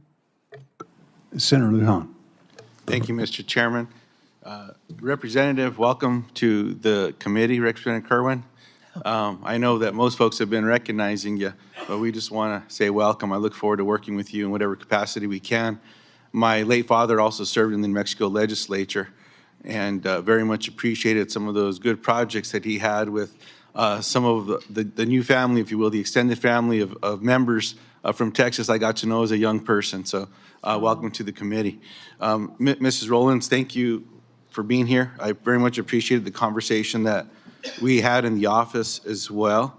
And one of the areas I shared in our conversation is something that I hold deeply as I expressed to you, which is that every American should be able to have food on their table. No one should go hungry in America, no matter what zip code or area code they live in, or no matter how much money they make. I appreciated my colleagues raising issues in some of these areas with nutritional programs. And given the important role that the Secretary of Agriculture plays in administering federal nutritional programs, I'd like to better understand your vision for them. Now, I did my due diligence to go through the America First Policy Institute's documents, but I wasn't able to find anything that I could digest. It's probably the wrong word to use.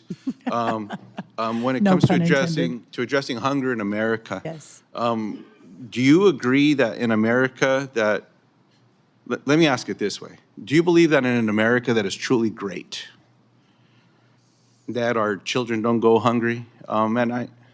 Yes.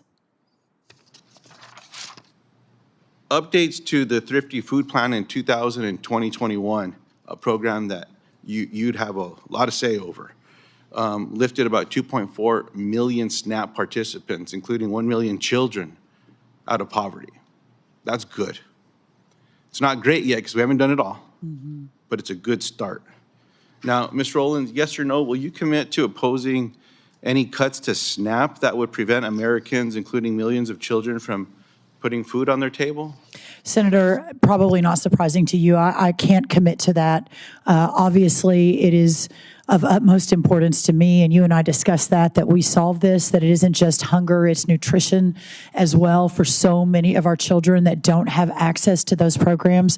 But I also know that I have a duty to the taxpayer who is funding in significant numbers those programs.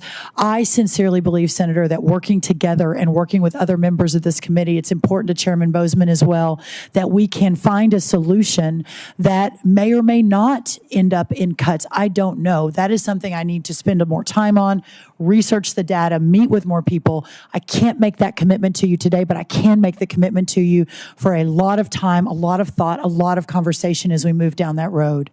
I appreciate that. You know, I'm always reminded that budgets are a reflection of values, depending on how those budgets are put forth as well. And I certainly hope that in America, while we all have a responsibility, with fiscal responsibility, that our priorities would say, children shouldn't go hungry in America. And I hope that's something that we can find some commonality on down the road. Now, I want to drill into something more specific, which is a program called WIC. It's a program for women, infants, and children, also a food program. It's one of those acronym programs you talked about that are over at the Department of Agriculture. For decades, Republicans and Democrats have supported full funding for this program, meaning that no eligible mother or child who applies for the program is turned away. In your capacity as secretary, is this a program that we can count on your support with? I look forward, I believe that's one of the 16 nutrition programs across the United States Department of Agriculture purview. I have not spent as much time as I hope to in the coming days and weeks, once confirmed, to really dig into that. But clearly, my heart, this administration, I believe speaking for the full administration, clearly America is the place where everyone should have the opportunity to be part of a safety net when needed. And WIC, I realize, is an important part of that safety net. I appreciate that response very much. Now, in the area of specialty crops, everyone here brags on whose is best. We have it. It's New Mexico. I'm going to address that right away. I share the concern that many have shared up here today around small farms. 53% of New Mexico farms are 50 acres or less. I mean, the one that I'm on is under 5.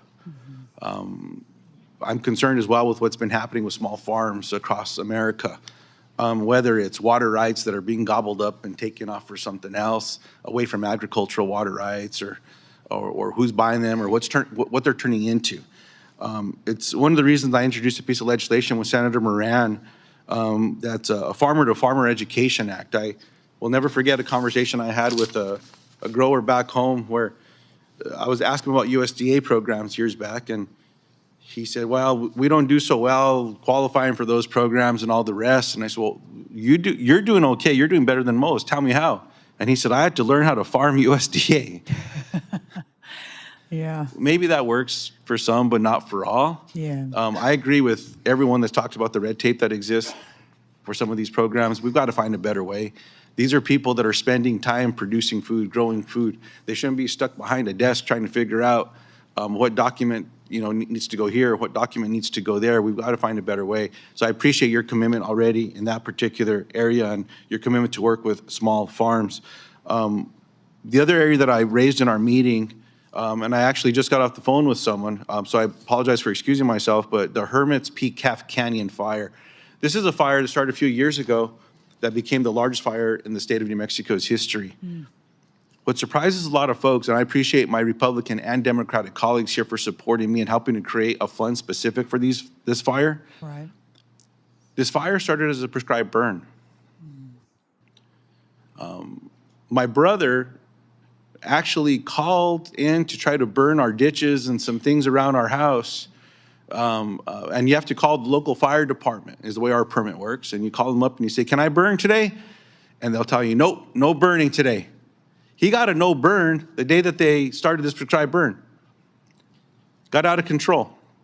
So then I got told by folks around USDA, well, very few percentage of our fires, prescribed fires, turn into big burns. About 2 months later, guess what happened in New Mexico? Yeah. We had another one. It's And then there was an investigation. And then that investigation showed that rather than using the infrared technology that we've all helped fund, some folks put their hands on the deal. And it didn't feel warm. And they walked away. And the winds kicked up. And we know what happens when a little coal gets a little bit of a breeze. Sometimes we do it ourselves, give it a little breath. There's got to be a better way about ensuring that the technology that we can secure, the firefighters are going to get paid properly, but that we're going to follow this so that this does not happen anywhere in America again. And I'll close with this, Mr. Chairman. I very much appreciate, Mrs. Rollins, your commitment to working with Governor Noem or with FEMA and making sure when these programs exist that money gets out the door to the families that need it most. So just thank you for that. Good luck with everything. And again, Representative, honored to have you here today. Thank you, Mr. Chairman. Thank you, Senator. Senator Moran. Mr. Chairman, I would defer to the senator from South Dakota, the majority leader. Otherwise, I will feel too much pressure to be brief. Well, they told me that the majority leader was here, and it is customary that he goes, but he was trying to be show his servant leadership and let you go. Well, I was trying to do the same thing, and I defer and yield to the senator from South Dakota. Okay, Senator Thune, and I think it's a real tribute. Senator Thune right now is a busy person, Yes. trying to get the railroad going here and doing a lot of different things, but it just shows how important agriculture is, not only to him, but to his state. Yeah, Moran's just trying to get one up on me here, you know that. But thank you, Mr. Chairman, and thank you, Ms. Rollins, for willingness to serve. This issue is incredibly important, as you already know, to the folks on this committee. It's a #1 industry in our state of South Dakota. And so we know you're going to be great in this job and look forward to moving you along and getting you confirmed and off to work.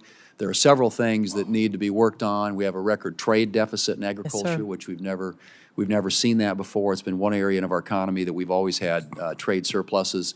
The emergency relief program has not worked well. There have been a lot of glitches that need to be smoothed out. We want you to jump on that one as well. And I would say among the issues that I want to touch on quickly, and you've been here forever, and so I'll try and keep this brief so my colleague from Kansas can ask questions. But I want to touch on a couple of things that are really important in my home state. As you know, I've been a longtime supporter of mandatory country of origin labeling for beef products. And I would just say that South Dakota cattle producers work really, really hard and tirelessly to produce some of the highest quality beef in the world. The system in which producers operate needs to be fair and transparent, which is, I think it's critical that we take the steps to pass legislation tasking USDA and USTR to find a path forward on mandatory country of origin labeling. So if confirmed, will you commit to working closely with my office as well as with the U.S. Trade Rep to ensure a WTO compliant path forward for mandatory country of origin labeling? Yes, sir. I look forward to that, and hopefully I can be a value add and a consensus-driven approach to that. And I really appreciate your leadership and passion for this. Thank you. Appreciate that very much. We'll look forward to that. As you know, the Black Hills is an important timber producer, and timber processors and communities depend upon the Forest Service for nearly 80% of their raw material. And in turn, the Forest Service depends on the capacity of the processors to care for and manage the forest. And I know this has been touched on already, but I want to talk specifically about the Black Hills. Since 2019, the timber sale program on the Black Hills Forest has been cut drastically. In fact, sales announced for this fiscal year are approximately 25% of what is allowed for in the current forest plan. In 2021, one of the 3 primary sawmills in the Black Hills closed, citing a lack of U.S. Forest Service timber sales as the primary factor. And today, the remaining sawmills are operating at 50%, incurring financial losses and trucking in material from other states. This is not sustainable. The Biden administration policies have decimated the timber industry, forest products industry in the Black Hills of South Dakota. And it's not sustainable for companies, communities, or frankly, for that matter, for the National Forest. We have got to manage our forest in a way that reduces the wildfire risk that exists out there. We're starting to see evidence of another pine beetle epidemic in the Black Hills. And so I guess my question is, if confirmed, will you commit to work with us quickly and the entire delegation of the Black Hills National Forest footprint and the forest products industry to understand the issues at hand and to give much needed attention and priority and hopefully relief to what is a very dire situation in the Black Hills National Forest? Yes, sir. I've become acutely aware that not just in your home state, but in multiples of home states, this industry is just being decimated by current policies. I believe I speak for the larger administration and President Trump that is unacceptable, and whatever we need to do within reason and within the law to turn the ship on that, you have my full commitment and as much time as I can possibly give building the best team, getting our undersecretary in this arena confirmed as soon as possible.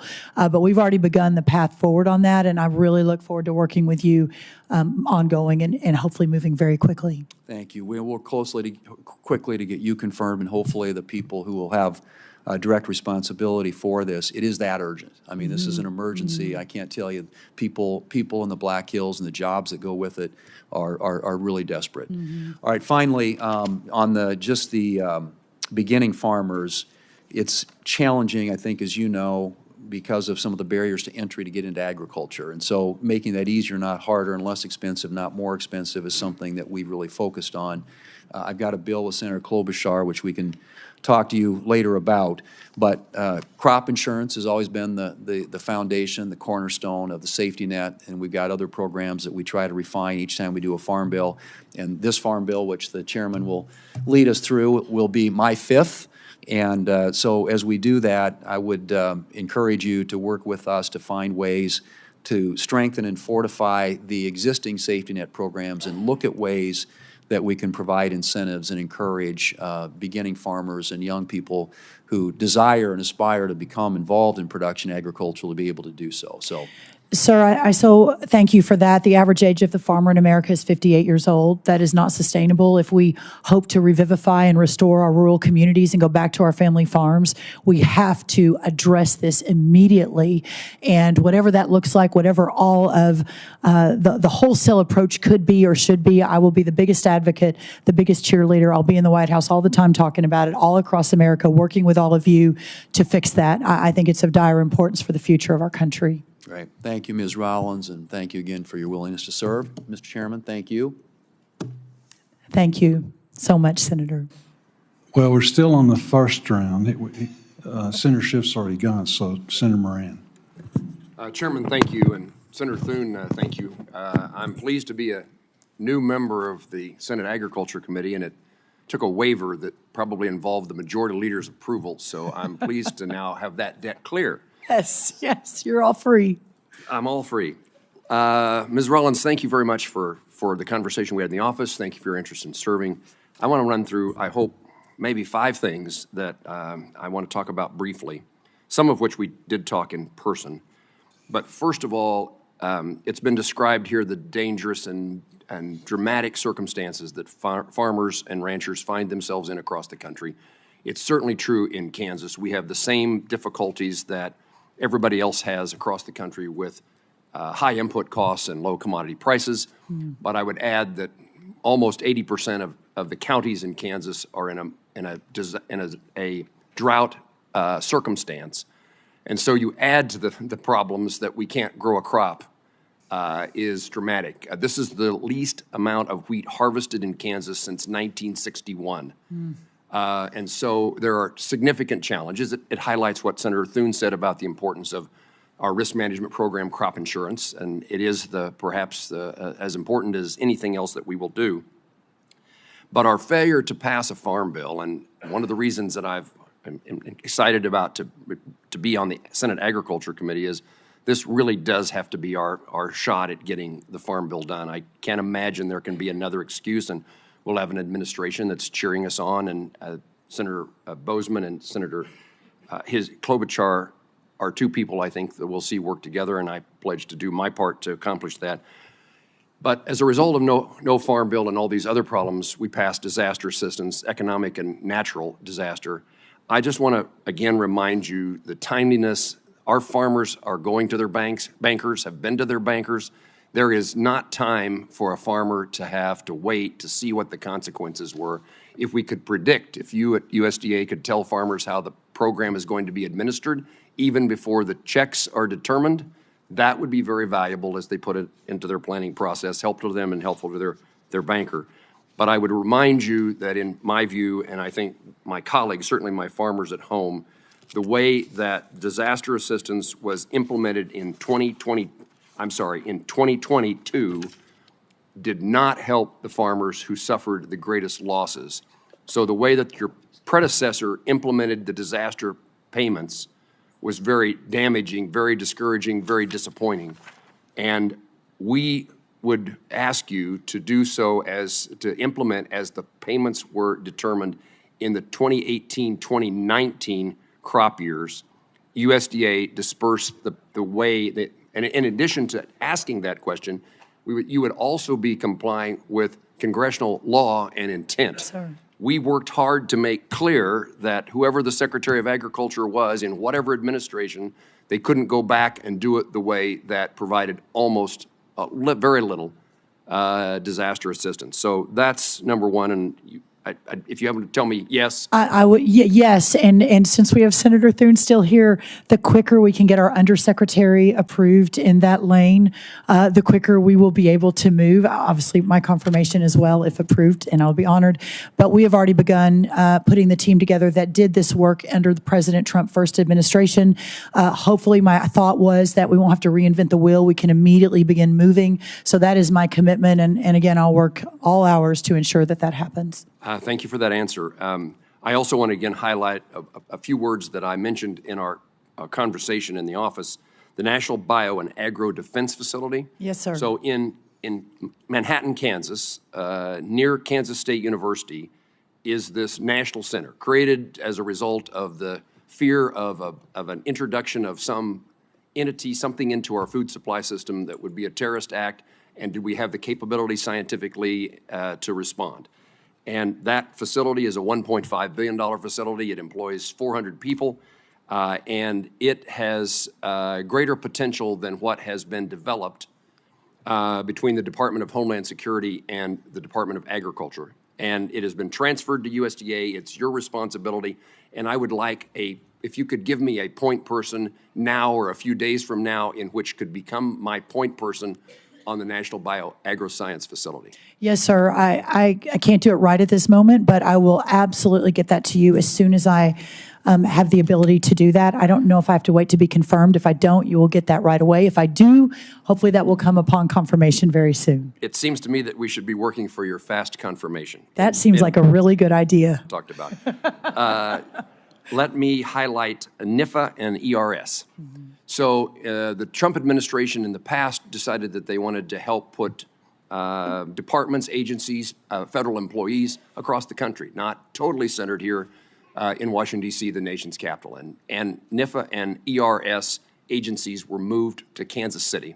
And there is, I think what happened is in the circumstances here in Washington, D.C., there were 650 or 700 employees. I'm told that there are 400 employees now in Kansas City, but I'm also, at least by press reports, only 20% of the people are actually working in the office.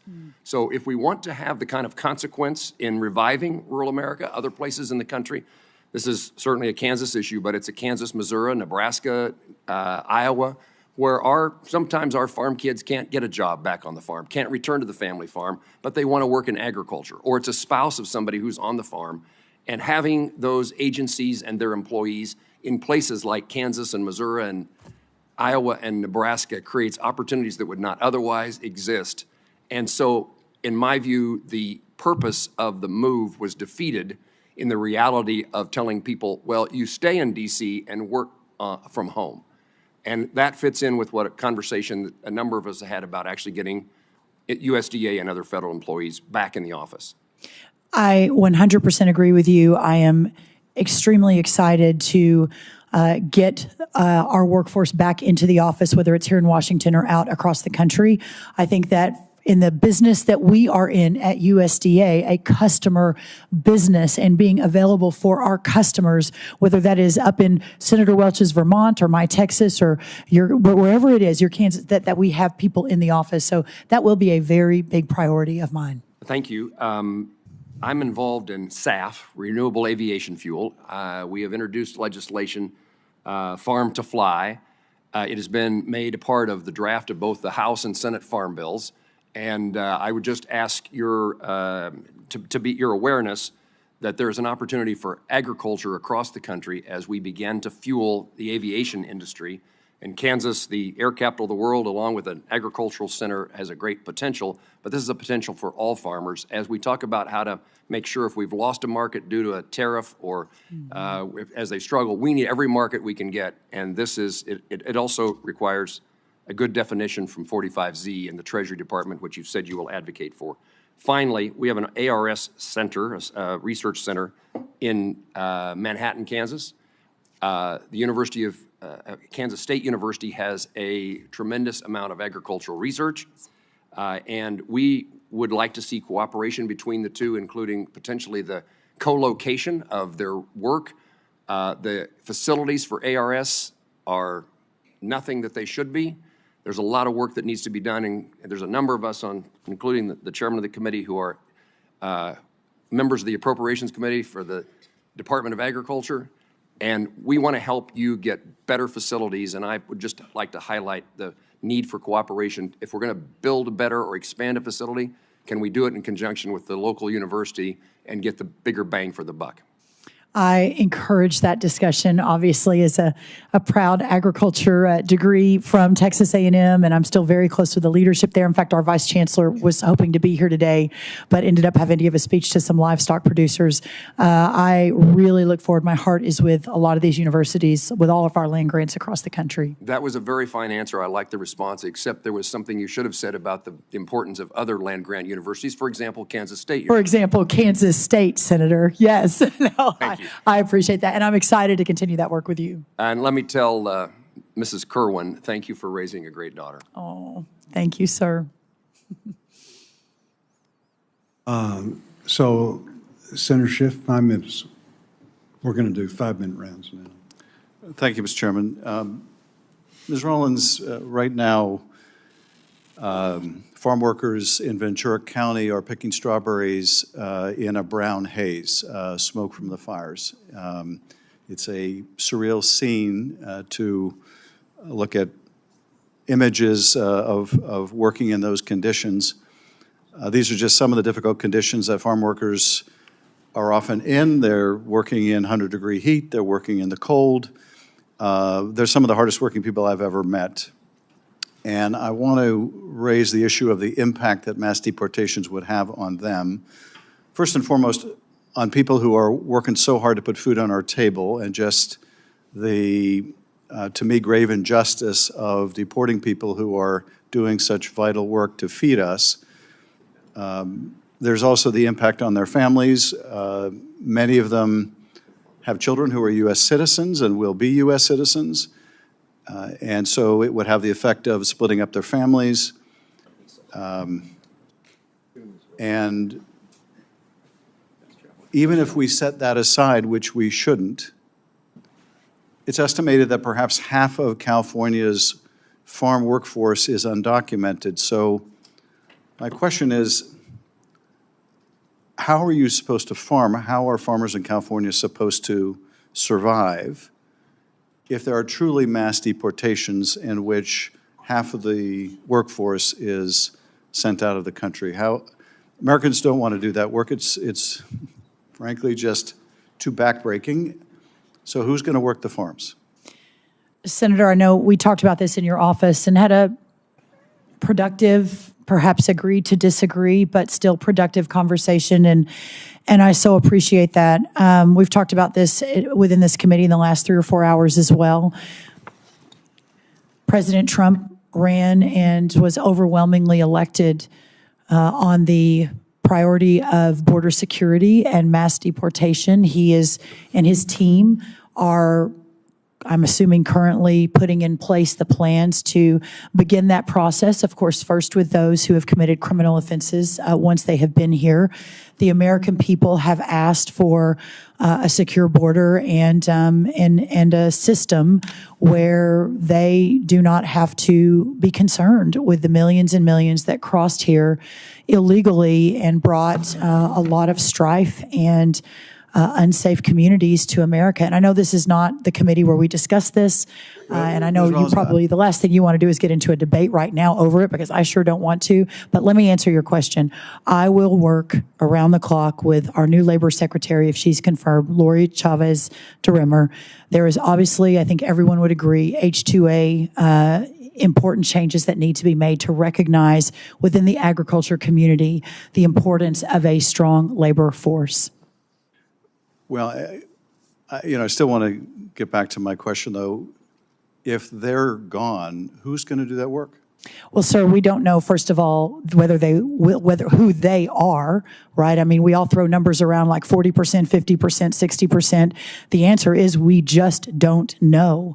And as these processes and programs are being implemented under this new administration with the full support of the majority of Americans, I think that we as the leaders in agriculture, myself as the leader at USDA, you on this committee along with others on the committee, that we will work together to understand and hopefully solve for some of these problems. The dairy cattle have to be milked, but if we've got a mass deportation program underway, then there's a lot of work that we need to do through the Labor Department with Lori Chavez DeRimmer, who's also an ag person, and working with Congress to solve for a lot of this through our current programs, our current labor programs that are already on the books. Well, let me ask one other related question on this topic, and that is, if we deport a large percentage of our farm workforce, farm labor is going to be scarce. Isn't that inevitably going to push up food prices? And if so, isn't that in sharp contrast with what the president said he wanted to do to bring down egg prices and food prices and everything else? I think, well, first of all, we're speaking in hypotheticals, but certainly these are hypotheticals we do need to be thinking through, and I think it's a very fair point. The president has made food inflation and the cost of food one of his top priorities. I have worked alongside him. I have been part of his team for many years now. I believe in his vision and his commitment to America and to his promises, and in so doing, I believe that we will be able to find in our toolkit what we need to do to solve for any hypothetical issues that end up turning out to be real moving forward over the coming months and years. Well, thank you, Mr. Chairman. I would just say that I hope they're hypothetical. I do too. I fear they may be all too real. Mr. Chairman, Thank you, sir. I yield back. Thank you. Senator Klobuchar is supposedly on the way, so I'm going to ask one question. Yes, sir. And you're welcome to answer it. And then if any thoughts that you have as you close. And if she's here then, we're in great shape. If not, then we're out of here. I'm available all the time. You're doing a wonderful job. Thank you, Thank Mr. you Chairman. for this hearing has been really good. We've had great participation, and because of that, it just takes a while. Yeah, no, I'm honored. As you've heard, there's lots of questions, lots of concerns in farm country. And not only that, but, you know, people forget how broad the portfolio that you're taking on. You know, we could be talking about crypto, we could be talking about a lot of stuff. It's true. But we're not.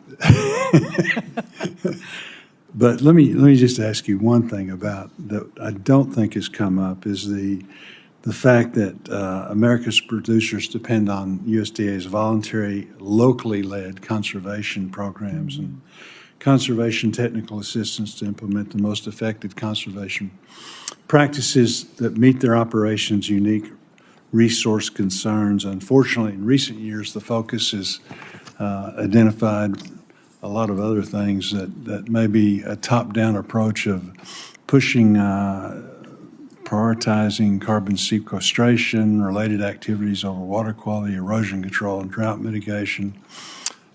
Those things are important, and yet again, what I want you to talk about is the fact that you would be committed to a voluntary, locally led, incentive-based conservation model that served our farmers and ranchers for so many years very effectively. I would, Senator, and I know we all know that the best conservationists are our farmers and ranchers, certainly from the beginning of our country. One thing I don't think I've talked about with anyone on the committee is that my family on our farm in Minnesota, a piece of the land, actually participated in one of those voluntary conservation programs. So we actually have firsthand knowledge of what that looked like and how to do it, and believe certainly in how important and valuable it can be. So yes, sir, I look forward to, other than my personal experience that my sister Ann really led it, so I can't pretend to know much, but I was very grateful for her and our family that I don't know as much about it as I need to, and I look forward to learning more. But yes, you have my commitment that clearly that's an important piece of all of the work. Have you got any closing comments or? I'm sorry. I do have closing comments, but I'm guessing that Senator Warnock might have another question or two. Very much. Senator Warnock. Thank you so very much, Chair Bozeman. Just a couple more questions, and thank you so very much for your presentation this morning. Farmers in Georgia are already talking to me. They're already concerned about potential retaliatory actions following President Trump's promises to levy heavy tariffs. They're already dealing with slim margins. As I said in my first round of questions, it's a tough business. So much you don't control, and it's not difficult to find yourselves in trouble. They're dealing with slim margins due to high input costs, and the last thing they need is to be caught up in the middle of a trade war that could drive up food prices for all of us. If confirmed, what will you do from your position at USDA to ensure that Georgia's farmers and families aren't caught up in a trade war? Again, it's something I've worked on, by the way, with Republicans and with helping to get our farmers' goods to market. So it's something we think about a lot. Senator Warnock, when I was in your office, I believe last month, we talked about your commitment to your farmers and what a priority this was to you. Georgia is a very important agriculture state.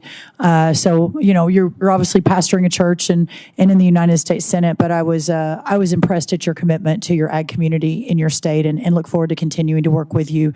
It's very clear that the coming tariffs, and I think there's no doubt that President Trump has been very transparent that he believes this is an extremely important tool in his toolkit to put America first, to revive the economy, to get us back to a place where he believes we need to be. And I agree with him and hope to help him execute that vision. But it also shouldn't be surprising that his heart and his commitment to our farmers and our agriculture community was certainly clear in the last administration. The number one answer from my perspective is working around the clock to expand market access and working on new trade deals and getting new partners from around the world. I have an undersecretary already named, hopefully get him confirmed, maybe committed and confirmed, Chairman Bozeman, but to get to him confirmed very, very quickly so we can begin to build those teams. The president is a consummate deal maker, and I feel very confident we'll be able to expand those markets, begin to peel back the trade deficit, and get back to trade surpluses, which I know we're used to. But immediately moving into the distribution of disaster relief, economic relief, the new farm bill that's coming out. I've already announced the undersecretary and put the team in place to be able to deploy that. Let me press on, just so I have all of the time. I agree with you that access to farm markets is critical. And in Georgia, we've got a lot of sectors that are relying on strong export markets, timber, poultry, pecans.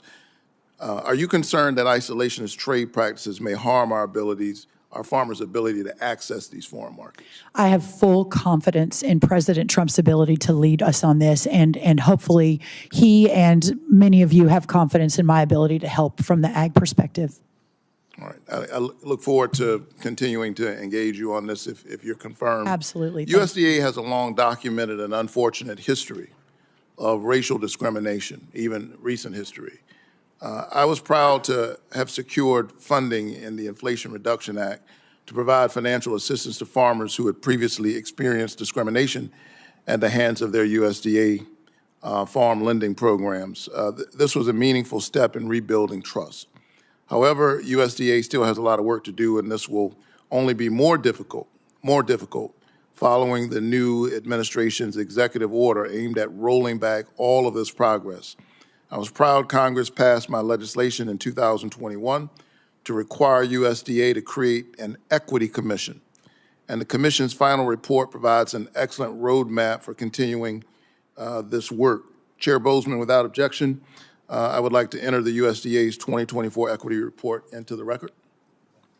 Thank you so much. When we met last month, you promised to read the equity report. Have you gotten a chance to read it yet? 90 pages and 66 recommendations. Yes, sir. Now, that has been about a little over a month ago, so please don't ask me to quote page 66, but yes. I'm glad you got a chance to read it. I understand it's been removed from the website or there's not access to it. I'm glad you got a chance to read it. Will you seriously consider the recommendations of the Equity Commission's report if you're confirmed? Senator, let me answer this way. was really appreciative of the conversation. For me, more knowledge is always best. Understanding where everyone comes from, whether I agree or disagree, recognizing what's in the past is important, but also realizing the path ahead and how we forge the path. Will you consider the recommendations?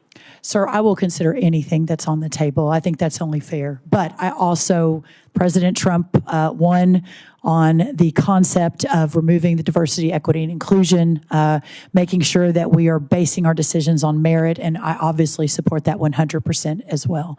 But I look forward, Senator, to continuing to talk about this, and my friend Alveda has long talked to me about the plight of black farmers in Georgia and other places around the country, and I'm always open to discussions, always. And may I say, there is no room for racism at the United States Department of Agriculture or any agency. In that regard, will you commit to recruiting more diverse employees who understand these communities, have relationships with these communities, so that we build trust between these communities and the lending office?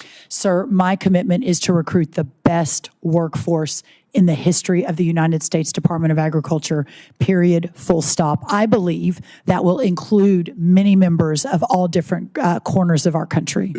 Do you think a diverse workforce and a high-quality workforce are somehow oppositional objectives? I think always hiring based on who is the best person for the job, who is going to do the most excellent service, who is best equipped to execute on all of the promises is the promise of America. But I also believe, to your point, and have long held, that ensuring that we give all people a chance to succeed and to thrive and for equal opportunity is a bedrock foundational principle of America.